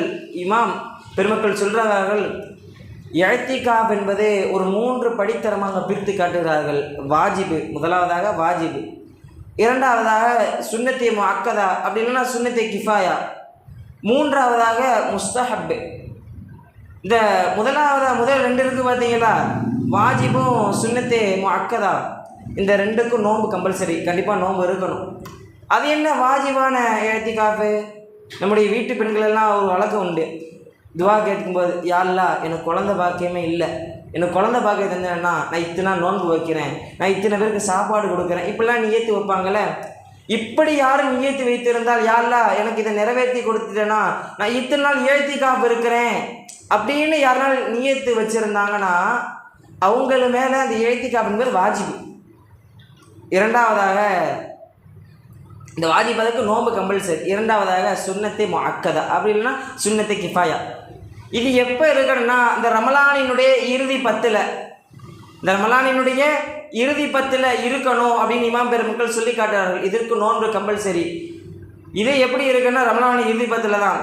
ஒரு ஆண் எப்படி இருக்க வேண்டும், ஒரு பெண் எப்படி இருக்க வேண்டும் இஅ்திகாஃப் என்பதை அதையும் சொல்லி காட்டுறாரு. இந்த முஸ்தஹப், அதை முடிச்சிடறேன். இந்த முஸ்தஹப்பு அப்படின்னு பார்த்தீங்கன்னா அந்த நிமிடங்களுக்கு, ஒரு சில நிமிடங்களுக்குள்ள, இப்போ மணி என்ன ஒரு 9 இருக்குமா, அந்த 9 to 10 அந்த டைமிங்குள்ளே இருக்கிறது, ஒரு குறுகிய நேரத்துக்குள்ளே இஅ்திகாஃப் இருந்து முடிக்கிறது. இதற்கு நோன்பு தேவையில்லை. ஒரு குறுகிய நேரத்தில் நோன்பு தேவையில்லை. அப்போ இந்த 3 படித்தரமாக பிரிக்கிறார். இப்போ ஒரு ஆண் எப்படி இருக்க வேண்டும் இமாம் பெருமக்கள் சொல்லி காட்டுகிறார்கள். ஒரு ஜமாஅத்து நடக்கக்கூடிய பள்ளிவாசலில், ஐவேளை தொழுகை நடக்கக்கூடிய ஒரு பள்ளிவாசலில் ஆண் என்பவன் இஅ்திகாஃப் இருக்க வேண்டும். ஒரு பெண் என்பவள் தன்னுடைய வீட்டில் தொழுகை அறை என்று ஒரு இருக்கும் பார்த்தீங்களா, அந்த இடத்துல ஒரு பெண் என்பவள் இஅ்திகாஃப் இருக்க வேண்டும். அந்த தனிப்பட்ட முறையில் தொழுகை அறைன்னு சொன்னோன்னே ஒரு ஞாபகம் வருது. என்னென்னு பார்த்தீங்கன்னா, இன்றைக்கு இருக்கின்ற எத்தனையோ பெண்களாக இருந்தாலும் சரி, வாலிப பெண்களாக இருந்தாலும் சரி, வயோதிக பெண்களாக இருந்தாலும் சரி, எத்தனையோ பெண்களாக இருந்தாலும் சரி, தன்னுடைய வீட்டில் ஒரு தனிப்பட்ட முறை என்று தொழுகுவதற்கு இடம் இருக்கிறதா என்று கேட்டால் அது ஒரு கேள்விக்குறியான நிலை. தனக்குன்னு தனியாக ஒரு பெட்ரூம் இருக்குது, தனக்குன்னு தனியாக என்னென்னமோ வச்சுக்கிறாங்க. ஆனால் அல்லாஹ்வுடைய விஷயத்தில் அவர்கள் கோட்டை விட்டுறாங்க. என்னமோ தெரில, அல்லாஹ்வுடைய விஷயத்தில் எதையும் இழந்துடுறாங்க. ஆனால் ஒரு பெண் என்பவள் ஏத்திகாப் இருக்கின்ற பொழுதுல இந்த தொழக்கூடிய இடம் இருக்குல்ல, அந்த இடத்துல ஏத்திகாப் இருக்கணும்னு சொல்கிறாங்க. எப்படி தொழக்கூடிய இடம். அடுத்து இமாம் பெருக்கள் சொல்லி வராங்க, ஒரு ஆண் என்பன் ஏத்திகாப் இருக்கும் பொழுது நல்ல விஷயத்தை மட்டும் தான் பேசணும், வீண் பேச்சு பேசக்கூடாது என்று சொல்வார். பேசினால் மக்ரூஹ் என்று சொல்லி காட்டுகிறார்கள். இப்போ ஏத்திகாப் மனைவியோட சேர்ந்துடக்கூடாது, இது முக்கியமான விஷயம். ஒரு ஆண் என்பவன் ஏத்திகாப் இருக்கின்ற பொழுது மனைவியோட சேர்ந்துடக்கூடாது. ஒரு பெண் என்பவள் ஏத்திகாப் இருக்கின்ற பொழுதுல சின்னமான கணவனோடு சேர்ந்துடக்கூடாது, இதையும் சொல்றாங்க. அதே போல பெண்கள் மாதவிடாய் காலத்திலையும் பிரசவத்திட்டு ஏற்படுத்தும் பொழுது அவங்க ஏத்திகாப் இருக்கக்கூடாது, இதையும் சொல்லி காட்டுகிறார்கள் இமாம் பெருமக்கள். வியாபாரம் பண்ணுற ஆண்கள் என்பவர்கள் வெளிப்படை பொருளெல்லாம் வாங்கி வச்சு ஏத்திகாப் நிலை வியாபாரம் பண்ணக்கூடாது என்பதாக இமாம் பெருமக்கள் சொல்லுகிறார்கள். இதுதான் ஏத்திகாப்புடைய முழு சட்டம். இதனுடைய சிறப்பு என்ன? இமாம் பெருமக்கள் அதையும் சொல்லி காட்டுகிறார்கள். ஆயிஷு ஃபசிர் நிபு அப்பாஸ் ரலியல்லாஹு அன்ஹு அவர் சொல்லி காட்டுகிறார்கள். மிஸ்கா ஷெரீஃபில் பதிவு செய்யப்படக்கூடிய ஒரு விஷயம், எவரொருவர் இஅ்திகாஃப் இருக்கின்றார்களோ அவர்கள் பாவங்களை விட்டு தூரமாக்கப்பட்டவர்கள் என்று சொல்லுகிறார்கள் இப்னு அப்பாஸ் ரலியல்லாஹு அன்ஹு அவர்கள். இரண்டாவதாக சொல்லுகிறார்கள், இவ்வுலகத்தில் அனைத்து நற்செயல்களையும் செய்தவனை போல் அவர்கள் ஆகிவிடுவார்கள். இஅ்திகாஃபை முடித்துட்டு வரும்போது எப்படி ஆகிறாங்க? இந்த உலகில் ஒருத்தர் நற்செயல் செஞ்சுட்டாருன்னா அந்த உலகத்தில் இருக்க எல்லா நற்செயல்களையும் ஒருவர் செய்து விட்டார்கள் என்று சொன்னால் அவர்களை போன்று இந்த இஅ்திகாஃப் இருந்தவர்கள் ஆக்கப்படுவார்கள் என்று மிஸ்கா ஷெரீஃபில் இப்னு அப்பாஸ் ரலியல்லாஹு அன்ஹு அவர்கள் கூட்டி காட்டுகிறார்கள். ஆக இத்தனை ஒரு நற்செயல், இத்தனை ஒரு சிறப்புகள் வாய்ந்தது இந்த இஅ்திகாஃப். இதில் பெரும்பாலான இமாம்கள் சொல்லக்கூடிய ஒரு கருத்து, அதில் குறிப்பாக இமாம் சொல்லுகிறார்கள், அப்துல் வஹாப் ஷாரானி ரஹமத்துல்லாஹி அவர்கள் சொல்லுகிறார்கள், அவருடைய கிதாபில் பதிவு செய்யக்கூடிய ஒரு விஷயம், எந்த ஒரு மனிதன் ரமலானினுடைய இறுதி 10 இஅ்திகாஃப் இருக்கிறாரோ, இப்போ ரமலானினுடைய இறுதி 10 இஅ்திகாஃப் இருக்கிறாரோ அவர்களுக்கு 2 ஹஜ்ஜு செய்த நன்மையும் 2 உம்ரா செய்த நன்மையும் கிடைக்கிறது என்று சொல்கிறார்கள். அல்லாஹ் அக்பர். நம்ம நினைக்கணும், எந்த ஒரு விசாவும் நம்ம எடுக்கலை, எந்த உடல்நல செலவு நமக்கு ஆகலை, எந்த ஒரு பொருளாதார செலவு நம்மளுக்கு ஆகலை, யார்கிட்டையும் போய் நிற்கலை. இன்னைக்கு ஹஜ்ஜு உம்ரா செய்யணும் சாலையில் 2 லட்சம் 3 லட்சம் தேவைப்படுது. ஆனால் அப்படியெல்லாம் இல்லை. ஆனால் இமாம் பெருமக்கள் பெருமானார் ஸல்லல்லாஹு அலைஹி வஸல்லம் சொன்ன வார்த்தை, எந்த ஒரு மனிதன் ரமலானுடைய இறுதி 10 இஅ்திகாஃப் இருக்கிறார்களோ அவர்களுக்கு 2 ஹஜ்ஜு செய்த நன்மையும் 2 உம்ரா செய்த நன்மை கிடைக்குது என்பதாக சொல்கிறார்கள். அது மட்டும் சொல்லலை, அந்த இமாம் அப்படியே சொல்லிட்டு வரும்பொழுது சொல்கிறாங்க, இந்த ஒரு விஷயத்தை சொல்கிறாங்க, எந்த ஒரு மனிதன் இமாம் ஜமாத்து நடக்கக்கூடிய பள்ளி வாயிலில் மகரிப் டு இஷா, ரொம்ப என்ன போவாங்க அந்த ஒரு நாள் ஃபுல்லாங்கிறதான் பெருசாக தெரியும், மகரிப் டு இஷா, அது சொல்லி மகரிப் டு இஷாவில் யார் அல்லாஹ்விற்காக குர்ஆனை மட்டும் ஓதுறாங்களோ, வீண் பேச்சு பேசக்கூடாது, எந்த ஒரு பேச்சும் பேசக்கூடாது, குர்ஆனை மட்டும் யார் ஓதுகிறார்களோ, ஓதிக்கொண்டு யார் இஅ்திகாஃப் இருக்கிறார்களோ அவர்களுக்கு சுவனத்தில் அல்லாஹ் மாளிகையை கட்டி கொடுக்கிறான் என்பதாக அப்துல் வஹாப் ஷாரானி ரஹ்மத்துல்லாஹி அலைஹி அவர்கள் சொல்லுகிறார்கள். இன்னைக்கு நம்ம இந்த உலகத்தில் ஒரு வீடு கட்டினா இப்படி தான் இருக்கணும், டெக்கரேஷன் பண்ணுறோம்ல, பாத்ரூம் இப்படி தான் இருக்கணும், பெட்ரூம் இப்படி தான் இருக்கணும், கிச்சன் இப்படி தான் இருக்கணும் நம்ம நினைக்கிறோம்ல. அப்போ அல்லாஹ் கட்டி கொடுக்கின்ற அந்த மாளிகை, சுவனத்தின் மாளிகை எப்படி இருக்கும் என்று நீங்கள் சற்று சிந்தித்து பார்க்க வேண்டும் அன்பார்ந்தவர்களே. அது மட்டும் சொல்லலை, நம்ம இஅ்திகாஃப் இருக்கின்ற பொழுதுல ஒவ்வொரு நேரமும் அது நின்றாலும் சரி தூங்கினாலும் சரி உங்களுக்கு நன்மையாக எழுதப்படும், அதையும் சொல்லி காட்டுகிறார்கள் இமாம் பெருமக்கள். நீங்கள் நின்றாலும் சரி தூங்கினாலும் சரி திக்ரு செய்தாலும் சரி குர்ஆன் ஓதினாலும் சரி, நீங்கள் எப்படி ஒரு செயலை செய்தாலும் இஅ்திகாஃப் இருந்து கொண்டு பேச்சை தவிர்த்து, வீண் பேச்சு பேசக்கூடாது, இப்படி ஒரு பேச்சை தவிர்த்து நீங்கள் எப்படியாப்பட்ட வேலைகள் செய்தாலும் சரி உங்களுக்கு அது நன்மையாக தவிர வேறு எப்படியும் எழுதப்படாது, நன்மையாக மட்டும்தான் எழுதப்படும் என்று இமாம் பெருமக்கள் சொல்லுகிறார்கள். பெருமானார் சொன்ன ஒரு வார்த்தையை சொல்லி நான் நிறைவுக்கு வரேன். பெருமானார் ஸல்லல்லாஹு அலைஹி வஸல்லம் சொன்னார்கள், ஹதீஸுல் குதுஸியில் பதிவு செய்யப்படுது, அல்லாஹ் சொன்னதாக பதிவு செய்யப்படுது, எந்த ஒரு அடியான் என்னின் பக்கம் 1 முழம் அளவிற்கு நெருங்கி வருகின்றானோ அவனை நான் 2 முழம் அளவிற்கு அவனின் பக்கம் நான் நெருங்கி வருகிறேன் என்று சொல்லுகிறான்.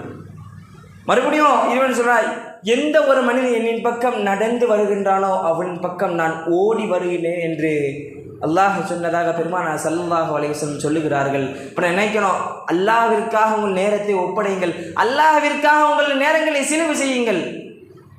சின்ன விஷயம்தான், இஅ்திகாஃப் இருக்கிறோம், சின்ன விஷயம் தான், பள்ளி வாயிலில் உட்காரோம், அல்லாஹ்வுக்காக நேரத்தை செலவிக்கிறோம். ஆனால் அல்லாஹ் எவ்வளவு ஒரு பொக்கிஷத்தை உங்களுக்கு அன்பளிப்பாக அதற்கு பகரமாக தருகிறான் என்பதை நாங்கள் சிந்திக்க வேண்டும். நீங்கள் ஆக இந்த உலகில் ஒருவனுக்கு இறைவன் கிடைத்து விட்டால் எல்லாம் கிடைத்துவிடும், எல்லாம் கிடைத்து விட்டால் ஒருவனுக்கு எல்லா தேவைகளும் நீங்கிவிடும். ஒருவனுக்கு இந்த உலகில் வாழ்பவனுக்கு ஒருவன் எல்லா தேவைகளும் நீங்கிவிட்டால் அவனுக்கு வேறு என்ன தேவை இந்த உலகத்தில் இருக்கும் என்பதாக கூறி வாய்த்தமைக்கு நன்றி கூறி விடைபெறுகிறேன். வஆகிரு தாவானா அல்ஹம்துலில்லாஹி ரப்பில் ஆலமீன் வமா தௌஃபீகி இல்லா பில்லாஹி அலைஹி தவக்கல்து வ இலைஹில் உனீப். வஆகிரு தாவானா அல்ஹம்துலில்லாஹி ரப்பில் ஆலமீன். அஸ்ஸலாமு அலைக்கும் வரஹ்மத்துல்லாஹி வபரகாத்துஹு.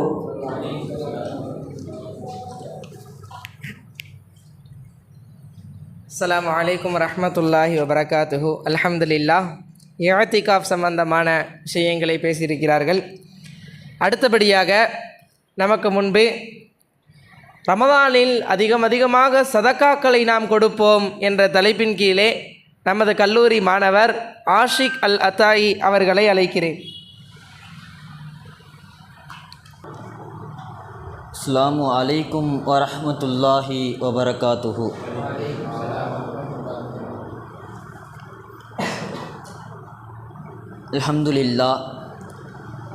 அல்ஹம்துலில்லாஹி ரப்பில் ஆலமீன் வல் ஆகிபத்து லில் முத்தகீன். அஸ்ஸலாத்து வஸ்ஸலாமு அலா சய்யிதினா முஹம்மதின் வ ஆலிஹி வ ஸஹ்பிஹி அஜ்மாயின். அம்மா பாத். புகழும் புகழ்ச்சியும் ஏக இறைவன் ஒருவனுக்கே உரித்தாகட்டுமாக. மேலும் எம்பெருமான் முத்து முஹம்மது ஸல்லல்லாஹு அலைஹி வஸல்லம் அவர்களின் மீதும் அவர்களை பின்பற்றி வாழ்ந்த உத்தம சக்திய சஹாபாக்கள், தாபியின்கள், தாபியின்கள் நம் அவர்களின் மீதும் அல்லாஹ்வினுடைய சாந்தியும் சமாதானமும் என்றென்றும் நிலவட்டுமாக. ஆமீன். இக்காலகட்டத்தினுடைய நிலை, ஒரு விஷயத்தை மக்கள் எல்லாம் மறந்து போயிட்டாங்க, அதனுடைய சிந்தனை இல்லாமல் இருக்காங்க, அதனுடைய நன்மைகளை பற்றி அறியாமல் இருக்கிறாங்க. சதக்கா, இந்த சதக்காவை பற்றி ரசூலுல்லாஹி ஸல்லல்லாஹு அலைஹி வஸல்லம் அவர்களும் அல்லாஹு தாலாவனும் எந்த அளவுக்கு சிறப்பித்து காமிட்டிருக்கிறாருன்னு இந்த காலத்தினுடைய மக்கள் தெரியாமல் இருக்கிறாங்க. அல்லாஹு தாலா கூறுறான், உங்களுடைய செல்வத்தை நீங்கள் அழிவில் போட்டுக்காதீங்க அப்படின்னு. அல்லாஹு தாலா தன் திருமறையில் கூறுகிறான், வ அன்ஃபிகு ஃபீ சபீலில்லாஹ், உங்கள் அல்லாஹுடைய பாதையில் நீங்கள் செலவு செய்யுங்கள். வலா துல்குவி ஐதீக்கும் இலா தஹ்லுகா, உங்கள் கைகளிலே நீங்கள் அழிவுகளை போட்டுக்கொள்ளாதீர்கள். வ அக்ஸனு, மேலும் அமல் செய்யுங்கள், நன்மை செய்யுங்கள். இன்னல்லாஹ யுஹிப்பு முக்ஸனீன், நிச்சயமாக அல்லாஹ் நன்மைகளை அமல்களை விரும்பக்கூடியவன் அப்படின்றாங்க. சரி, அல்லாஹு தாலா நம்மளிடத்துல நீங்கள் செலவு செய்யுங்கன்னு சொல்கிறான். மக்கள் கேட்குறாங்க, நான் எதை செலவு செய்யணும் அப்படின்னு. இதுவும் அல்லாஹ் குர்ஆனில் சொல்லி காமிக்கிறான். வயஸ் அலுனக்கா மாதா இன்ஃபிகோன், நபியே உங்களிடத்துல ஜனங்கள்லாம் கேட்கிறார்களா நாங்கள் எதை செலவு செய்யணும் அப்படின்னு. குலில் ஹவுஃப், நபியே நீங்கள் கூறுங்க, தேவைக்கு அதிகமாக இருக்கக்கூடிய அந்த செலவுகளை நீங்கள் செலவு செய்யுங்க அப்படின்றாங்க. அல்லாஹு தாலா கூறலாம். அப்போது நபி ஸல்லல்லாஹு அலைஹி வஸல்லம் அவங்க கூறி காமிக்கிறாங்க. அபூ உமாமா ரலியல்லாஹு அன்ஹு கூறினாங்க, மனிதனே உன்னிடத்தில் மேல் மிச்சமாக இருக்கக்கூடியதை நீ செலவு செய், உன்னிடத்தில் மேல் மிச்சமாக இருக்கக்கூடியதை நீ செலவு செய், அது தேவைக்கற்றதாக இருக்கும் அப்படின்றாங்க. இன்னும் சொல்கிறாங்க, அது உனக்கு நல்லதாக இருக்கும், அதை நீ தேக்கி வச்சுக்கிட்ட அப்படின்னா அது உனக்கு தீயதாக ஆயிரும். இன்னும் சொல்கிறாங்க இந்த ஹதீஸில், தேவைக்கு உங்களுக்கு தேவையானது நீங்கள் செலவு செஞ்சுட்டு தேவைக்கு அற்றது உங்களுக்கே தேவையில்லாது அப்படின்னு தெரியும், அப்போ அந்த விஷயத்தை நீங்கள் செலவு செய்யுங்க, அது உங்கள் குடும்பத்தாரிலிருந்து ஆரம்பிங்க அப்படின்றாங்க. சரி, இன்னொரு ஹதீஸில் இன்னும் சொல்கிறாங்க. அபூ சயீத் அல் குத்ரி ரலியல்லாஹு அன்ஹு சொல்கிறாங்க, ஒரு முறை நபி ஸல்லல்லாஹு அலைஹி வஸல்லம் அவங்கள்ட்ட நபி ஸல்லல்லாஹு அலைஹி வஸல்லம் கேட்குறாங்க, எவரிடத்தில் தேவைக்கு அதிகமாக வாகனம் இருக்குது அதை தேவையுள்ளவங்களுக்கு கொடுங்க, எவரிடத்தில் தேவைக்கு அதிகமாக வலி உணவு இருக்குது, வலி உணவு தேவைப்படுறவங்கள்ட்ட கொடுங்க. இன்னும் ரசூலுல்லாஹி ஸல்லல்லாஹு அலைஹி சொல்கிறாங்க, அது எந்த அளவுக்கு சஹாபாக்கள் கிட்ட வலியுறுத்தி சொல்லிக்கிட்டே இருந்தாங்க அப்படின்னா, அந்த ஒரு பொருள் எங்களுக்கு சொந்தமே இல்லை, அந்த பொருள் எங்களுக்கு சொந்தமே இல்லாத மாதிரி ஆயிருச்சு அப்படின்னு சொல்கிறாங்க. அந்த அளவுக்கு சஹாபாக்கள் ரசூல் ஸல்லல்லாஹு அலைஹி வஸல்லம் வழிட்டு சொல்லியிருக்காங்க. சரி, அல்லாஹு தாலா நம்ம இடத்துல கடன் கேட்குறான் அப்படின்னு சொன்னால் தெரியுமா? அல்லாஹ் தாலா நம்மள்கிட்ட கடன் கேட்குறாங்க. அல்லாஹ் தாலா நம்மள்கிட்ட கடன் கேட்குறான் எப்படி தெரியுமா? ஹஜரத் உமர் ரலியல்லாஹு அன்ஹு சொல்லி காமிக்கிறாங்க. அல்லாஹு தாலா நம்மள்கிட்ட கடன் கேட்குறான் அப்படின்னா அர்த்தம் தவறாக வச்சக்கூடாது. அல்லாஹு தாலா அவனுடைய பாதையில் அதிகமாக செலவழிக்கணும் அப்படின்றாங்க. அதற்கு ஒரு ஹதீஸ் சொல்கிறாங்க. இப்னு மசூத் ரலியல்லாஹு அன்ஹு இந்த ஆயத்து இறங்கினோன்னே அபூ தஹ்தக் ரலியல்லாஹு அன்ஹு அவங்க என்ன செய்கிறாங்க அப்படின்னா நபி ஸல்லல்லாஹு அலைஹி வஸல்லம் சந்திக்க வராங்க. நபி ஸல்லல்லாஹு அலைஹி வஸல்லம் சந்திக்க வரும்போது அப்போ நபி ஸல்லல்லாஹு அலைஹி வஸல்லம் அவங்க சொல்கிறாங்க, யா ரசூலல்லாஹ், அல்லாஹு தாலா எங்கள்கிட்ட கடன் கேட்குறானா? யா ரசூலல்லாஹ், என்கிட்ட ஒரு தோட்டம் இருக்குது, அந்த தோட்டத்தை நான் அல்லாஹுக்காக கடன் கொடுக்குறேன், அல்லாஹுக்காக நான் அல்லாஹ்வுடைய பாதையில் செலவழிக்கிறேன், உங்களுடைய கைகளை கொடுங்க. யா ரசூலல்லாஹ், உங்களுக்கு கைகளை கொடுங்க, உங்களுக்கு கைகளை வைத்து நான் சாட்சி பிரமாணம் செய்கிறேன், என்னுடைய தோட்டத்தை அல்லாஹ்வுடைய பாதையில் நான் செலவழித்து விட்டேன் அப்படின்றாங்க. அந்த தோட்டத்தில் அவங்க மனைவி மக்கள் வசிச்சுட்டு இருக்காங்க. நேராக அவங்க போகிறாங்க, அந்த தோட்டத்தில் போய் நின்று அவங்க மனைவி மக்களை கத்தி கூப்பிடுறாங்க, வெளியே வாங்க, இந்த தோட்டத்தை நான் அல்லாஹுக்காக கொடுத்துட்டேன், அல்லாஹுடைய பாதையில் நான் செலவழிச்சிட்டேன் அப்படின்றாங்க. அதுக்கப்புறம் நபி ஸல்லல்லாஹு அலைஹி வஸல்லம் இந்த தோட்டத்தை அனாதைகளுக்கு பிரித்து கொடுத்ததாக ஹதீஸில் வருது. அப்புறம் இன்னொரு ஹதீஸில் சொல்கிறாங்க, உன்னுடைய கஜானாவை அல்லாஹு தாலாவுடைய கிட்ட கொடுத்துரு, உன்னுடைய கஜானாவை அல்லாஹிட்ட ஒப்படைச்சிரு, அது நெருப்பில் கருகி போயிடும் அப்படின்னு எந்த ஒரு பயமும் இருக்காது, அது நீரில் மூழ்கிடும் அப்படின்னு இருக்காது, அது திருடு போயிருங்கிற பயமும் இருக்காது, அது உனக்கு தேவையுள்ள நேரத்தில் சம்பூர்ணமான நிலையில் உனக்கு தேவையாக அதிகமாக இருக்கக்கூடிய நேரத்தில் நான் உனக்கு கொடுக்குறேன்னு அல்லாஹ் சாட்சி கொடுக்குறான். நபி ஸல்லல்லாஹு அலைஹி வஸல்லம் அவர்கள் சொல்லி காமிக்கிறாங்க. சரி, இந்த சதக்கா கொடுக்கறதுனால எந்த பலன், என்ன பலன்? மறுமையில் பலன் இருக்குங்க. அல்லாஹு தாலா கூறி காமிக்கிறான், யா அய்யுஹல்லதீன ஆமனு அன்ஃபிகு மிம்மா ரஸக்னாக்கும், ஈமான் கொண்ட விசுவாசிகளே, உங்களுக்கு இறக்கப்பட்டதை கொண்டு நீங்கள் செலவு செய்யுங்கள். கபுல யஅதிய யௌமன், அந்த நாள் வரும் முன் உங்களுக்கு கொடுக்கப்பட்டதை கொண்டு நீங்கள் செலவு செய்து கொள்ளுங்கள் அப்படின்றாங்க. இன்னும் சொல்கிறான் அல்லாஹ், லா பை உன்ஃபிஹி, அந்த நாளிலே எந்த ஒரு வியாபாரமும் நடக்காது, எந்த ஒரு வியாபாரமும் இருக்காது. வலா ஹுல்லத்துன், அந்த நாளில் எந்த ஒரு நட்புறவும் இருக்காது. வலா ஷஃபாஅத்துன், அந்த நாளில் எந்த ஒரு சிபாரிசும் இருக்காது அப்படின்றான் அல்லாஹ். அந்த நாள் வரும் முன் அந்த நட்பும் இருக்காது, அங்கே சஃபாத்தும் இருக்காது, அங்கே எந்த ஒரு வியாபாரமும் இருக்காது. அந்த நாளில், அந்த நாள் வருவதற்கு முன்னாடி உனக்கு இறக்கப்பட்டதை கொண்டு நீ செலவு செஞ்சிக்கோ அப்படின்னு அல்லாஹு தாலா கூறி காமிக்கிறான்.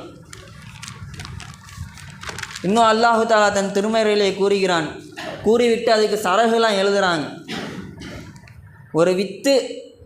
ஒரு வித்து அளவு நீங்கள் சதக்கா செஞ்ச என்ன பயன்? ஒரு வித்து அளவு, ஒரு பேரித்த பழம், ஹதீஸில் கூறப்படுது, ஒரு பேரித்த பழம் அளவு நீங்கள் சதக்கா செஞ்சு அந்த பேரித்த பழம் தூய்மையாக இருந்து, ஏன் தெரியுமா தூய்மையாக இருக்கணுன்றான்? ஏன்னா தூய்மையாக இருக்கக்கூடிய பொருட்கள் தான் அல்லாஹ் கபூல் செய்கிறான். அந்த பேரித்த பழம் தூய்மையாக இருந்து, அந்த பேரித்த பழம் எந்த அளவுக்கு அந்த நன்மை வளருது அப்படின்னா மலை அளவு அல்லாஹ் அந்த நன்மையை வளர்த்து கொண்டே இருக்கிறான் அப்படின்றாங்க. இன்னும் சொல்கிறாங்க, உங்களுக்கு பிரியமானது நீங்கள் செலவு செஞ்சு கொள்ளுங்க, உங்களுக்கு பிரியமானது நீங்கள் செலவு செஞ்சு கொள்ளுங்க. அல்லாஹு தாலா தன் திருமலையில் கூறுகிறான், லன் தனாலு பிர்ர ஹத்தா துன்ஃபிகு மிம்மா துஹிப்பூன், லன் தனாலு பிர்ர, உங்களால் ஒருபோதும் முழுமையான நன்மையை பெற முடியாது. ஹத்தா, எதுவரை தெரியுமா? துன்ஃபிகு மிம்மா துஹிப்பூன், உங்களுக்கு பிரியமானதை நீங்கள் செலவு செய்யாமல் உங்களால் முழுமையான அமலை செய்ய முடியாது. அதுக்கு ஒரு ஹதீஸு மட்டும் சொல்லி என்னுடைய பேச்சை நிறைவு செஞ்சுக்கிறேன். அனஸ் ரலியல்லாஹு அன்ஹு கூறுறாங்க, அன்சாரிகளில் அதிகமாக தோப்பு வைத்திருக்கின்றவர் யாருன்னா அபூ தல்ஹா ரலியல்லாஹு அன்ஹு. அப்போ ஒரு முறை இந்த ஆயத்தை படிச்சுட்டு, அந்த ஆயத்தை இறங்கினோடனே ரசூல் ஸல்லல்லாஹு அலைஹி வஸல்லம் வராங்க. யா ரசூலல்லாஹ், லன் தனாலு பிர்ர ஹத்தா துன்ஃபிகு மிம்மா துஹிப்பூன் என்று அல்லாஹ் கூறிவிட்டான். யா ரசூலல்லாஹ், எனக்கு எனக்கு பிடிச்ச ஒரு தோப்புனா மஸ்ஜிது நபவிக்கு எதிர்த்தாப்பில் இருக்கிற அந்த தோப்பு யார் ரசூலுல்லாஹ், அதுதான் எனக்கு என்னுடைய தோப்புகளிலே பிடித்தமான ஒரு தோப்பு, அந்த தோப்பு தான். அந்த தோப்பு நான் என்ன செய்கிறேன், சதக்கா செய்கிறேன் அப்படின்றாங்க. சரி, இந்த சதக்கா செஞ்சுட்டு ரசூல் ஸல்லல்லாஹு அலைஹி வஸல்லம் சொல்கிறாங்க, இது மிகவும் லாபகரமான சதக்கா, இந்த சதக்காவை நீங்கள் என்ன செய்யுங்க, உங்களுடைய குடும்பத்தார்களை கொடுத்துருங்க அப்படின்றாங்க. அப்போது அபூ தல்ஹா ரலியல்லாஹு அன்ஹு ஒரு செயல் செய்கிறாங்க, இந்த தோப்பை என்னுடைய சிறிய தந்தை வழியில் இருக்கிற சகோதரர்களுக்கு நான் பங்கிட்டு கொடுத்துட்டேன் அப்படின்னு சொல்கிறாங்க. அப்போது அல்லாஹு தாலாவும் எம்பெருமான் முத்து ஸல்லல்லாஹு அலைஹி வஸல்லம் அவர்களும் இந்த சதக்காவை எந்த அளவுக்கு சொல்லியிருக்கிறாங்க, எந்த அளவுக்கு சிறப்புப்படுத்தி காமிச்சிருக்கிறாங்க, அல்லாஹு தாலா இந்த சதக்காவை கொண்டு எந்த அளவுக்கு நம்மளுக்கு நன்மையை கொடுத்திருக்கிறான் அப்படின்னு இந்த ஹதீஸ் மூலியமாகவும் இந்த ஆயத்து மூலியமாகவும் தெரிஞ்சுக்கிறோம். நம்ம எதை கேட்டோமோ இந்த ரமலானில் அதிகமாக சதக்கா செய்யக்கூடிய பாக்கியத்தை உங்களுக்கும் எனக்கும் அல்லாஹு தாலா தந்தருள் புரிவானாக. வாஹிரு தானா அல்ஹம்துலில்லாஹி ரப்பில் ஆலமீன். ஸலாமு அலைக்கும் வரஹ்மத்துல்லாஹி வபரகாத்துஹு.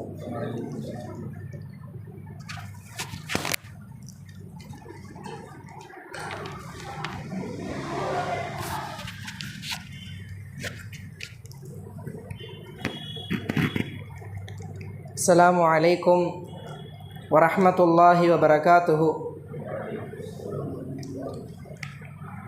நஹ்மதுஹு வ நுஸல்லி அலா ரசூலிஹில் கரீம். அம்மா பஅத். ஃபகத் கால அல்லாஹு தஆலா ஃபில் ஃபுர்கானில் அஸீம் வ ஃபில் குர்ஆனில் மஜீத் பஅத அஊது பில்லாஹி மினஷ் ஷைத்தானிர் ரஜீம். பிஸ்மில்லாஹிர் ரஹ்மானிர் ரஹீம். குதிப அலைக்குமுஸ் ஸியாம். ஸதகல்லாஹுல் அஸீம். وقال رسولنا محمد المصطفى صلى الله عليه وسلم من نسي وهو صائم فأكل أو شرب ثم أتم الصيام فإنما أطعمه الله وسقاه. صدق رسول النبي الكريم. அல்லாஹுவினுடைய அன்பும் அவனது மேலான கருணையும் நமக்கெல்லாம் வந்து சேரட்டுமாக. கருணையே உருவான குருநாதர், காருண்ய நபிநாதர், ஆத்மீக வைத்தியர், பாவநோயின் மருத்துவர் சர்தாரே ஆலம் ஸல்லல்லாஹு அலைஹி வஸல்லம் அவர்களின் துஆ பரக்கத்து நமக்கெல்லாம் வந்து சேரட்டுமாக. கண்ணியமிக்க ஒரு நிகழ்வு. நமது உஸ்தாத் அவர்கள் சில நாட்களுக்கு முன்பு மாணவர்களை நாம் தயார் செய்ய வேண்டும், இந்த ரமலானிற்காக நாம் மாணவர்களை தயார் செய்ய வேண்டும், மாணவர்களை மாத்திரம் தட்டி எழுப்பினால் பத்தாது, இந்த உம்மத்தினர்களுக்கு நம்மால் செய்ய முடிந்த சில விஷயங்களை நாம் அவர்களுக்கு கற்றுக் கொடுக்க வேண்டும் என்ற உயர்தரமான நியத்திற்கிணங்க மாணவர்கள் ஒவ்வொருவர்களுக்கும் ஒரு சில தலைப்புகளை பிரித்து கொடுத்தார்கள். அந்த தலைப்பிற்கு கீழே பல்வேறு விதமான கிதாபுகளுக்கு புரட்டி மாணவர்கள் அதிகமான பாயிண்ட்ஸுகளை எடுத்தாங்க. அதிகமான நிறைய கிதாபுகளை முத்தாலா செய்தார்கள். அந்த வகையில்தான் இன்றைய தினம் நாமெல்லாம் இந்த இடத்தில் அமர்ந்து இந்த மக்களுக்கு, இந்த பொதுமக்களுக்கு எடுத்துரைக்கக்கூடிய பாக்கியத்தை அல்லாஹ் நல்கியிருக்கின்றான். கண்ணியமானவர்களே, உங்களிடத்தில் நான் பேச வந்திருக்கக்கூடிய ஒரு தலைப்பு நோன்பின் சட்டதிட்டங்கள். முதலில் நாம் ஒரு விஷயத்தை புரிந்து கொள்ள வேண்டும். குர்ஆனில் அல்லாஹ் சுப்ஹானஹு வ தஆலா சொன்னான், குதிப அலைக்குமுஸ் ஸியாம், உங்களின் மேல் நோன்பு கடமையாகிவிட்டது என்றான். அந்த காலத்தில் சஹாபாக்கள் அவங்க இருக்கிற நேரங்களில் நம்மளை மாதிரி நோன்பு என்பது கிடையாது. அப்போ நோன்பு எப்படி இருக்கும் என்றால், ஒருவர் இஃப்தார் துறந்து விட்டாரேயானால் மக்ரிபிற்கு பிறகுடைய நேரத்திலிருந்து அவர் இஷா தொழுவதற்குள்ளால் அவர் உணவுகளை உட்கொண்டு விட வேண்டும். அடுத்த நாள் இஃப்தாரிலே தான் அவர் மீண்டும் நோன்பு துறப்பார். இஷா முடித்ததிலிருந்து நோன்பாளியாக இருக்கக்கூடிய ஒரு நபர் அடுத்த நாள் மக்ரிப் தொழுகைக்கு முன்பு சூரியன் அஸ்தமிக்கக்கூடிய நேரம் வரையிலும் நோன்பாளியாக இருக்க வேண்டும். இரவெல்லாம் நோன்பாளி, பகலெல்லாம் நோன்பாளி என்ற சட்டத்திட்டம் அந்த நாளில் அந்த சஹாபாக்களினுடைய காலகட்டத்தில் அமலில் இருந்தது. அப்போ நிறைய சஹாபாக்களுக்கு ரொம்ப சிரமமாக இருந்துச்சு. கைஸ் பின் ஹரமா ரலியல்லாஹு அன்ஹு என்ற ஒரு நபித்தோழர், அவங்க ஒரு நாளைக்கு இஃப்தார் முடிச்சுட்டு சாப்பிடணும், அடுத்த நாள் சாப்பிட முடியாது. எனவே அந்த சாப்பிடக்கூடிய நாளில் இஷா தொழுகைக்கு முன்பே அவர்கள் தூங்கிவிட்டார்கள். தூங்கினவங்க நேரம் கழிஞ்சு போச்சு, அடுத்த நாள் சாப்பிடவும் முடியாது, அப்படியே நோன்பு வைத்து விட்டார்கள். அவர்களுக்கு சூரியன் நடு நசியை அது நெருங்குகின்ற தருணத்தில் மயக்கம் ஏற்பட்டுருது. அப்படியே மயங்கி விழுந்துடுறாங்க. பெருமானாரிடத்தில் கொண்டு வர்றாங்க. இந்த சம்பவத்தை சொல்லும் பொழுது பெருமானார் ஸல்லல்லாஹு அலைஹி வஸல்லம் அவர்களும் அவர்களினுடைய தோழர்களும் அப்படியே அமைதி காமிக்கிறாங்க. ஏன்னா ரசூலுல்லாவுக்கு வஹி வந்தால் தான் அதை அறிவிப்பார்கள், வஹி வந்தால் தான் அதற்கு ஃபத்வாவை அவர்கள் கொடுப்பார்கள். ரசூலுல்லாவும் சஹாபாக்களும் அப்படியே அவரை பார்த்து பரிதாபப்பட்டு அந்த இடத்துல நின்றாங்க. இது மாத்திரமல்ல, உணவுடைய சம்பட்டம் மட்டும் அவர்களுக்கு இல்லை. அதே நேரத்தில் தன் மனைவியோடு அவர்கள் சேருவதற்கு, தன் மனைவியுடன் அவர்கள் சேருவதற்குண்டான அவகாசமும் அவர்களுக்கு ஏற்படவில்லை. சஹாபாக்கள் அவர்களினுடைய அந்த குறுகிய நேரத்திற்குள்ளால் சாப்பிட வேண்டும், குறுகிய நேரத்திற்குள்ளால் தன் மனைவியுடன் சேர வேண்டும். அது அவர்களுக்கு சாத்தியமற்றதாக இருந்துச்சு. நிறைய சஹாபாக்கள் இதையெல்லாம் தாண்டி இரவு நேரங்களில் அல்லாஹ்வினுடைய சட்டதிட்டங்களையும் தாண்டி இரவு நேரத்தில் தன் மனைவியோடு சேர்ந்துடுறாங்க. எதுவரையில் என்றால் ஹஸரத் உமர் ரலியல்லாஹு அன்ஹு பெருமானாரினுடைய சமூகத்திற்கு வருகிறார்கள். யா ரசூலல்லாஹ், நான் ஒரு பாவத்தை செய்து விட்டேன் நாயகமே. ஓ ரசூலுல்லாஹ் கேட்குறாங்க, என்ன உமர்னு கேட்குறாங்க. பெருமானாரிடத்தில் உமர் ரலியல்லாஹு அன்ஹு சொல்கிறார்கள், யா ரசூலல்லாஹ், அல்லாஹ்விற்கும் அவனது தூதருக்கும் நான் மாறு செஞ்சுட்டேன். பெருமானார் எப்படி என்ன மாறு செஞ்சீங்கன்னு கேட்டாங்க. என் மனைவியோடு நோன்பாளியாக இருக்கக்கூடிய நிலையில் நான் கூடிவிட்டேன், வீடு கூடிட்டேன்னு சொல்கிறாங்க. அப்போ பெருமானார் ஸல்லல்லாஹு அலைஹி வஸல்லம் அவர்கள் அப்படியே உமர் ரலியல்லாஹு அன்ஹு அப்படியே பார்க்குறாங்க. இப்படிப்பட்ட ஒரு விஷயத்தை செய்து விட்டார்களே என்று பெருமானார் நினைக்கும் பொழுது இன்னும் 2 சஹாபாக்கள் வர்றாங்க. அவர்களும் உமர் ரலியல்லாஹு அன்ஹு சொன்ன அதே விஷயத்தை அழுதுகிட்டே பெருமானார் இடத்துல சொல்கிறார்கள். அந்த நிலையில் அல்லாஹ் சுப்ஹானஹு வ தஆலா ஆயத்தை இறக்குகின்றான். உஹில்ல லக்கும் லைலத்த ஸியாமி ரஃபது இலா நிசாஇக்கும் ஹுன்ன லிபாசுல் லக்கும் வ அன்தும் லிபாசுல் லஹுன்ன.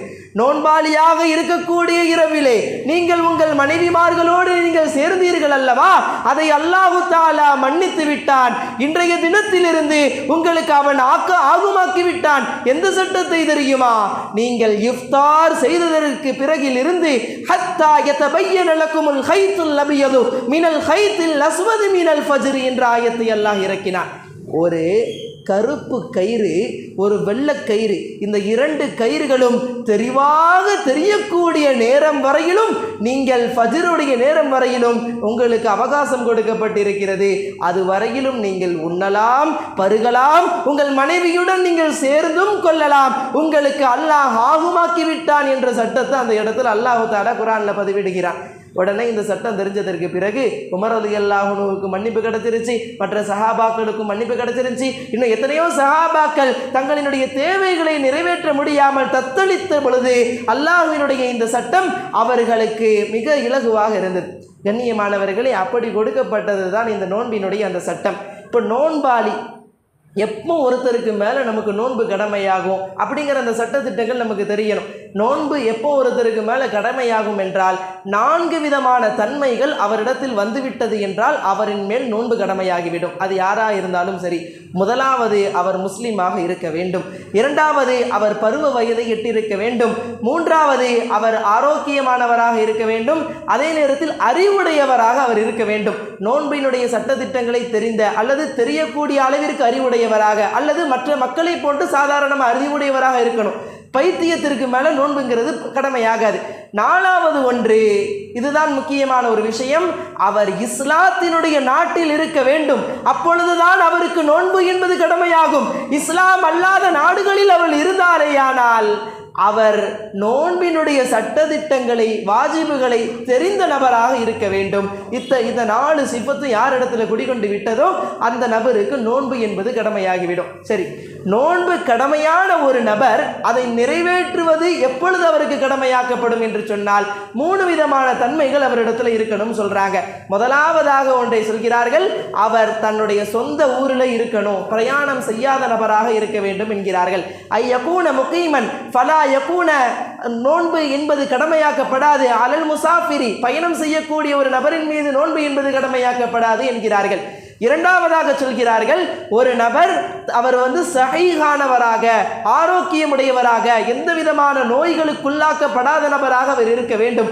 அப்படிப்பட்ட நபரின் மேல் நோன்பு என்பது கடமை. ஃபலா யுஃப்தரது அலல், ஒரு மரீதன், ஒரு நோயாளியின் மீது நோன்பு என்பது கடமையாகாதுங்கிறாங்க. இப்போ இந்த 2 விஷயத்தை நம்ம பார்த்துருக்கிறோம். என்ன பார்த்துருக்கிறோம்? தன்னுடைய சொந்த ஊரில் இருக்கக்கூடிய ஒரு நபரும் அதே நேரத்தில் உடல் ஆரோக்கியமாக இருக்கக்கூடிய ஒரு நபரும், இப்படிப்பட்ட நபர்களுக்கு நோன்பு என்பது கடமை. அதே நேரத்தில் உடல் நலம் குன்றிய நோயாளியான ஒரு நபருக்கும் அதே போன்று தன்னுடைய பிரயாணத்தை மேற்கொண்டு எந்த பிரயாணத்தில் தொழுகையெல்லாம் கசுறு செய்யப்படுமோ அப்படிப்பட்ட பிரயாணத்தை மேற்கொண்டு இருக்கக்கூடிய நபர், இந்த 2 நபரும் நோன்பை வைப்பது அவர்கள் மேல் கடமை இல்லை. இருந்தாலும் எனக்கு என்னதான் நோய் இருந்தாலும் நான் நோன்பு வச்சுக்கிடுவேன், என்னதான் பிரயாணமாக இருந்தாலும் நான் பயணித்துக் கொள்வேன், நோன்பையும் நோற்றுக்கொள்வேன் என்று ஒருவர் எண்ணினானேயானால் இந்த 2 பேரும் நோன்பு நோற்றுக்கலாம், அவர்களுக்கு மேலே எந்த விதமான குற்றமும் கிடையாது. ஆனால் 3வது ஒருத்தரை சொல்கிறார்கள், ஒரு பெண்மணியாக இருந்தால் ஹைல் நிஃபாஸை விட்டு அவர்கள் தவிர்ந்தவர்களாக இருக்க வேண்டும். அப்படி ஹைல் நிஃபாஸிற்குள்ளால் ஒரு பெண்மணி இருக்கும் பொழுது நோன்பு நோற்பது அவளுக்கு அறவே கூடாது. அப்படி நோன்பு நோற்பது என்பது அவளுக்கு குற்றமாகும். எனவே நோன்பினுடைய காலத்திற்கு பிறகு அவள் நோன்பு நோற்க வேண்டும். நாம் நோன்பு நோற்பது கைதில் ஹலா. ரசூலுல்லாஹி ஸல்லல்லாஹு அலைஹி வஸல்லம் சொன்னார்கள், ஹைலுடைய அந்த பெண்மணி கலா செய்வது என்பது அவளுக்கு நாம் ஏவப்பட்டிருக்கின்றோம். அவளுடைய காலத்திற்கு பிறகு நோன்பினுடைய மாதத்திற்கு பிறகு அவள் கலா செய்ய வேண்டும். வலா நுஅம்மிரு பிஸ்ஸலா, தொழுகையை அவ்வாறு செய்ய வேண்டியதில்லை என்று பெருமானார் ஸல்லல்லாஹு அலைஹி வஸல்லம் அவர்கள் சொல்லிட்டாங்க. இதுக்கடுத்து பொதுவாக ஒரு சில சட்டத்தை மட்டும் சொல்லிட்டு 2 நிமிடத்திற்குள்ளால் நான் என்னுடைய உரையை முடிப்பேன். இப்போ நம்மளில் இருக்கக்கூடிய நிறைய பேர்களுக்கு கேட்கக்கூடிய தெரியக்கூடிய ஒரு சின்ன சின்ன சட்டங்கள் என்ன அப்படின்னா, ஒருத்தர் வந்து மறதியாக தண்ணியை குடிச்சிடுறாரு, மறதியாக எதாவது செஞ்சிட்டாரு, மறதியாட்டு தன்னுடைய சுய விருப்பத்திற்கு தாண்டி மறதியோடு ஏதோ ஒன்று தண்ணியை குடிச்சிட்டாரோ சாப்பிட்டாரோ ஆனால் அவருக்கு என்ன சட்டம் அப்படின்னு பார்த்தா, ரசூலுல்லாஹி ஸல்லல்லாஹு அலைஹி வஸல்லம் சொன்னார்கள், மன்னசிய வஹுவ ஸாயிமுன், யார் நோன்பாளியாக இருக்கும் நிலையில் மறதியாக ஏதாவது ஒன்றை சாப்பிட்டு விட்டாரேயானால் ஃபஅக்கல அவ் ஷரிப, சாப்பிடட்டும் குடிக்கட்டும், ஃபல் யுதிம்ம ஸௌமஹு, அவருடைய நோன்பை அவர் பரிபூரணமும் ஆக்கட்டும், ஃபஇன்னமா அத்அமஹுல்லாஹு வஸகாஹு, அவருக்கு குடிப்பானத்தை வழங்கியதும் அவருக்கு உணவை அருந்த வைத்ததும் அல்லாஹு சுப்ஹானஹு வ தஆலா தான். எனவே மறதிக்கு எந்த விதமான சட்டமும் நம்மளது இஸ்லாத்தில் கிடையாது. தவறுதலாக யாராவது பண்ணிட்டார், தவறுதலாக தன்னுடைய மனைவியோடு கூடிட்டார், அப்படிப்பட்ட நபராக இருந்தால் இன்னல்லாஹ வலஅ அன் உம்மத்தில் ஹதஅ வன் நிசியான, என்னுடைய உம்மத்தார்களில் தவறாக செய்யக்கூடியவைகளையும் மறதியோடு செய்யக்கூடியவைகளையும் வமா இஸ்தக்ரஹு அலைஹி, கட்டாயத்திற்குட்பட்டு செய்யக்கூடியவைகளையும் அல்லாஹு தஆலா நீக்கிவிட்டான். இப்போ ஒருத்தர் வந்து உங்களை பிடிச்சிட்டு கெட்டி போட்டு தண்ணியை குடிக்கிறியா இல்லையான்னு உங்களை மிரட்டுறாரு. அப்போ நீங்கள் அந்த நேரத்தில் தண்ணியை குடிக்கிறீங்க அப்படின்னா உங்களுக்கு நீங்கள் தண்ணியை குடிச்சதுனால உங்களுக்கு நோன்புங்கிறது முடியாது. ஏனென்றால் நீங்கள் கட்டாயப்படுத்தப்பட்டு விட்டீர்கள் என்கின்ற சட்டத்தை நமக்கு சொல்கிறாங்க. அதே நேரத்தில் ஊசி போடலாமா, இந்த மாதிரி சட்டங்கள் எல்லாம் நிறைய பேர் கேட்பாங்க. தாராளமாக ஊசி போட்டுக்கொள்ளலாம். இந்த நம்மளுடைய தசம், நம்மளுடைய சதைகளுக்குள்ளால் நம்ம ஊசி போடவும் செய்யலாம். ஷிரியான், நம்மளுடைய நரம்புகளுக்குள்ளால் நீங்கள் ஊசி போடவும் செய்யலாம். ஊசி போடுறதுல எந்த விதமான தவறும் கிடையாது. ஆனால் குளுக்கோஸ் ஏற்றுறதுல ஒரு தவறுகளை சொல்கிறார்கள். காரணம் என்னவென்றால், ஒருவர் குளுக்கோஸை ஏற்றுகிறார் என்றால் அவருடைய உடலுக்கு சக்தி வேண்டும் என்பதாக அவர் ஏற்றுகிறார். எனவே அவருக்கு என்ன பண்ணாது, அந்த நேரத்தில் நோன்புங்கிறது கூடாது அப்படிங்கிறாங்க. அதே போல இன்னும் சில விஷயம் தெரியணும். பைத்தியமாக இருக்கிறாரு, அவர் வந்து பைத்தியத்தோட காலம் ஃபுல்லும் இருக்கிறாரு, அப்போனா அவருக்கு என்ன கிடையாது, நோன்புங்கிறது கடமையே கிடையாது.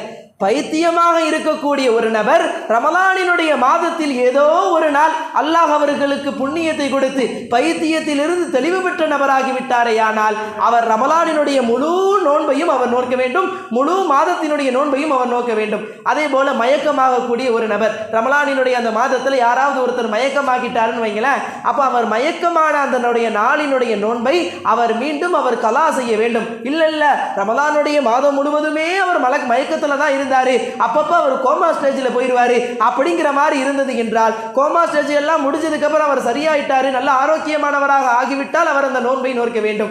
சில பேர் இனிமேல் சக்கராத்து கால், இதுக்கு அடுத்து அவரால் பிழைக்கவே முடியாது, அப்படிப்பட்ட முதியவர்கள் நம்மளுடைய வீட்டில் இருக்காங்களே, ஆனால் சிக்கத்தான டாக்டர், ஒரு நல்ல எல்லா விதமான சட்டத்திட்டங்களையும் தெரிந்த ஒரு டாக்டராக இருந்தால் ஒரு டாக்டர் போதும், இல்லைன்னா 2 டாக்டர். அந்த 2 டாக்டரினுடைய கூற்றின் பிரகாரம் இதுக்கு மேலே இவரால் எந்த விதமான சக்தியும் வராது, சக்கராத்தில் ஆகிட்டாரு அப்படிங்கிற விஷயமும் தெரிந்துவிட்டால் அவருக்காக வேண்டி ஒவ்வொரு நாளிலும் 1125 கிராம், அதாவது 1.25 கிலோவிற்கு நெருக்கமான அளவிற்கு அரிசிகளையோ அல்லது தானியங்களையோ நம்ம கொடுக்கணும். அப்படி அதை கொடுக்க முடியல அப்படின்னா, அப்படி கொடுக்காம நம்ம செய்யக்கூடிய சாப்பாடுகளில் எதை நாம் முன்போமோ அப்படிப்பட்ட நடுத்தரமிக்க உணவுகளை யாராவது ஒரு மிஸ்கீனுக்கு நாம் கொடுக்க வேண்டும். இதுதான் இதனுடைய சட்டம். கடைசியாக ஒன்றை சொல்லி முடிப்பேன்.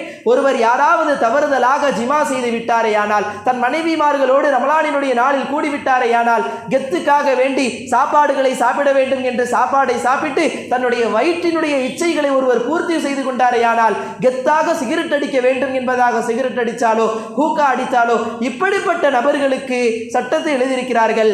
இந்த நபர் அவர் கலா செய்யவும் வேண்டும், அதே நேரத்தில் அந்த நோன்பிற்காக வேண்டிய பரிகாரத்தையும் அவர் செய்ய வேண்டும். நோன்பினுடைய பரிகாரம் என்ன என்று பார்த்தால், ஒரு அடிமையை நம்ம விடுதலை செய்யணும். அப்படி அடிமையை விடுதலை செய்கின்ற அளவிற்கு நமக்கு தகுதிகள் இல்லை என்றால் அவர் என்ன செய்ய வேண்டும் என்றால், அவர் 60 நோன்புகளை தொடர்படியாக நோக்க வேண்டும். 2 மாதங்கள் தொடர்படியான நோன்புகளை நோக்க வேண்டும். அப்படி 2 மாதங்கள் தொடர்படியாக நோன்புகளையும் முடியவில்லை என்றால் அவர் 60 ஏழைகளுக்கு அவர் உணவை கொடுக்க வேண்டும். அதை அவர் பிடிச்சு கொடுத்துக்கிடலாம் என்கின்ற சட்டத்தை சொல்லியிருக்கிறாங்க.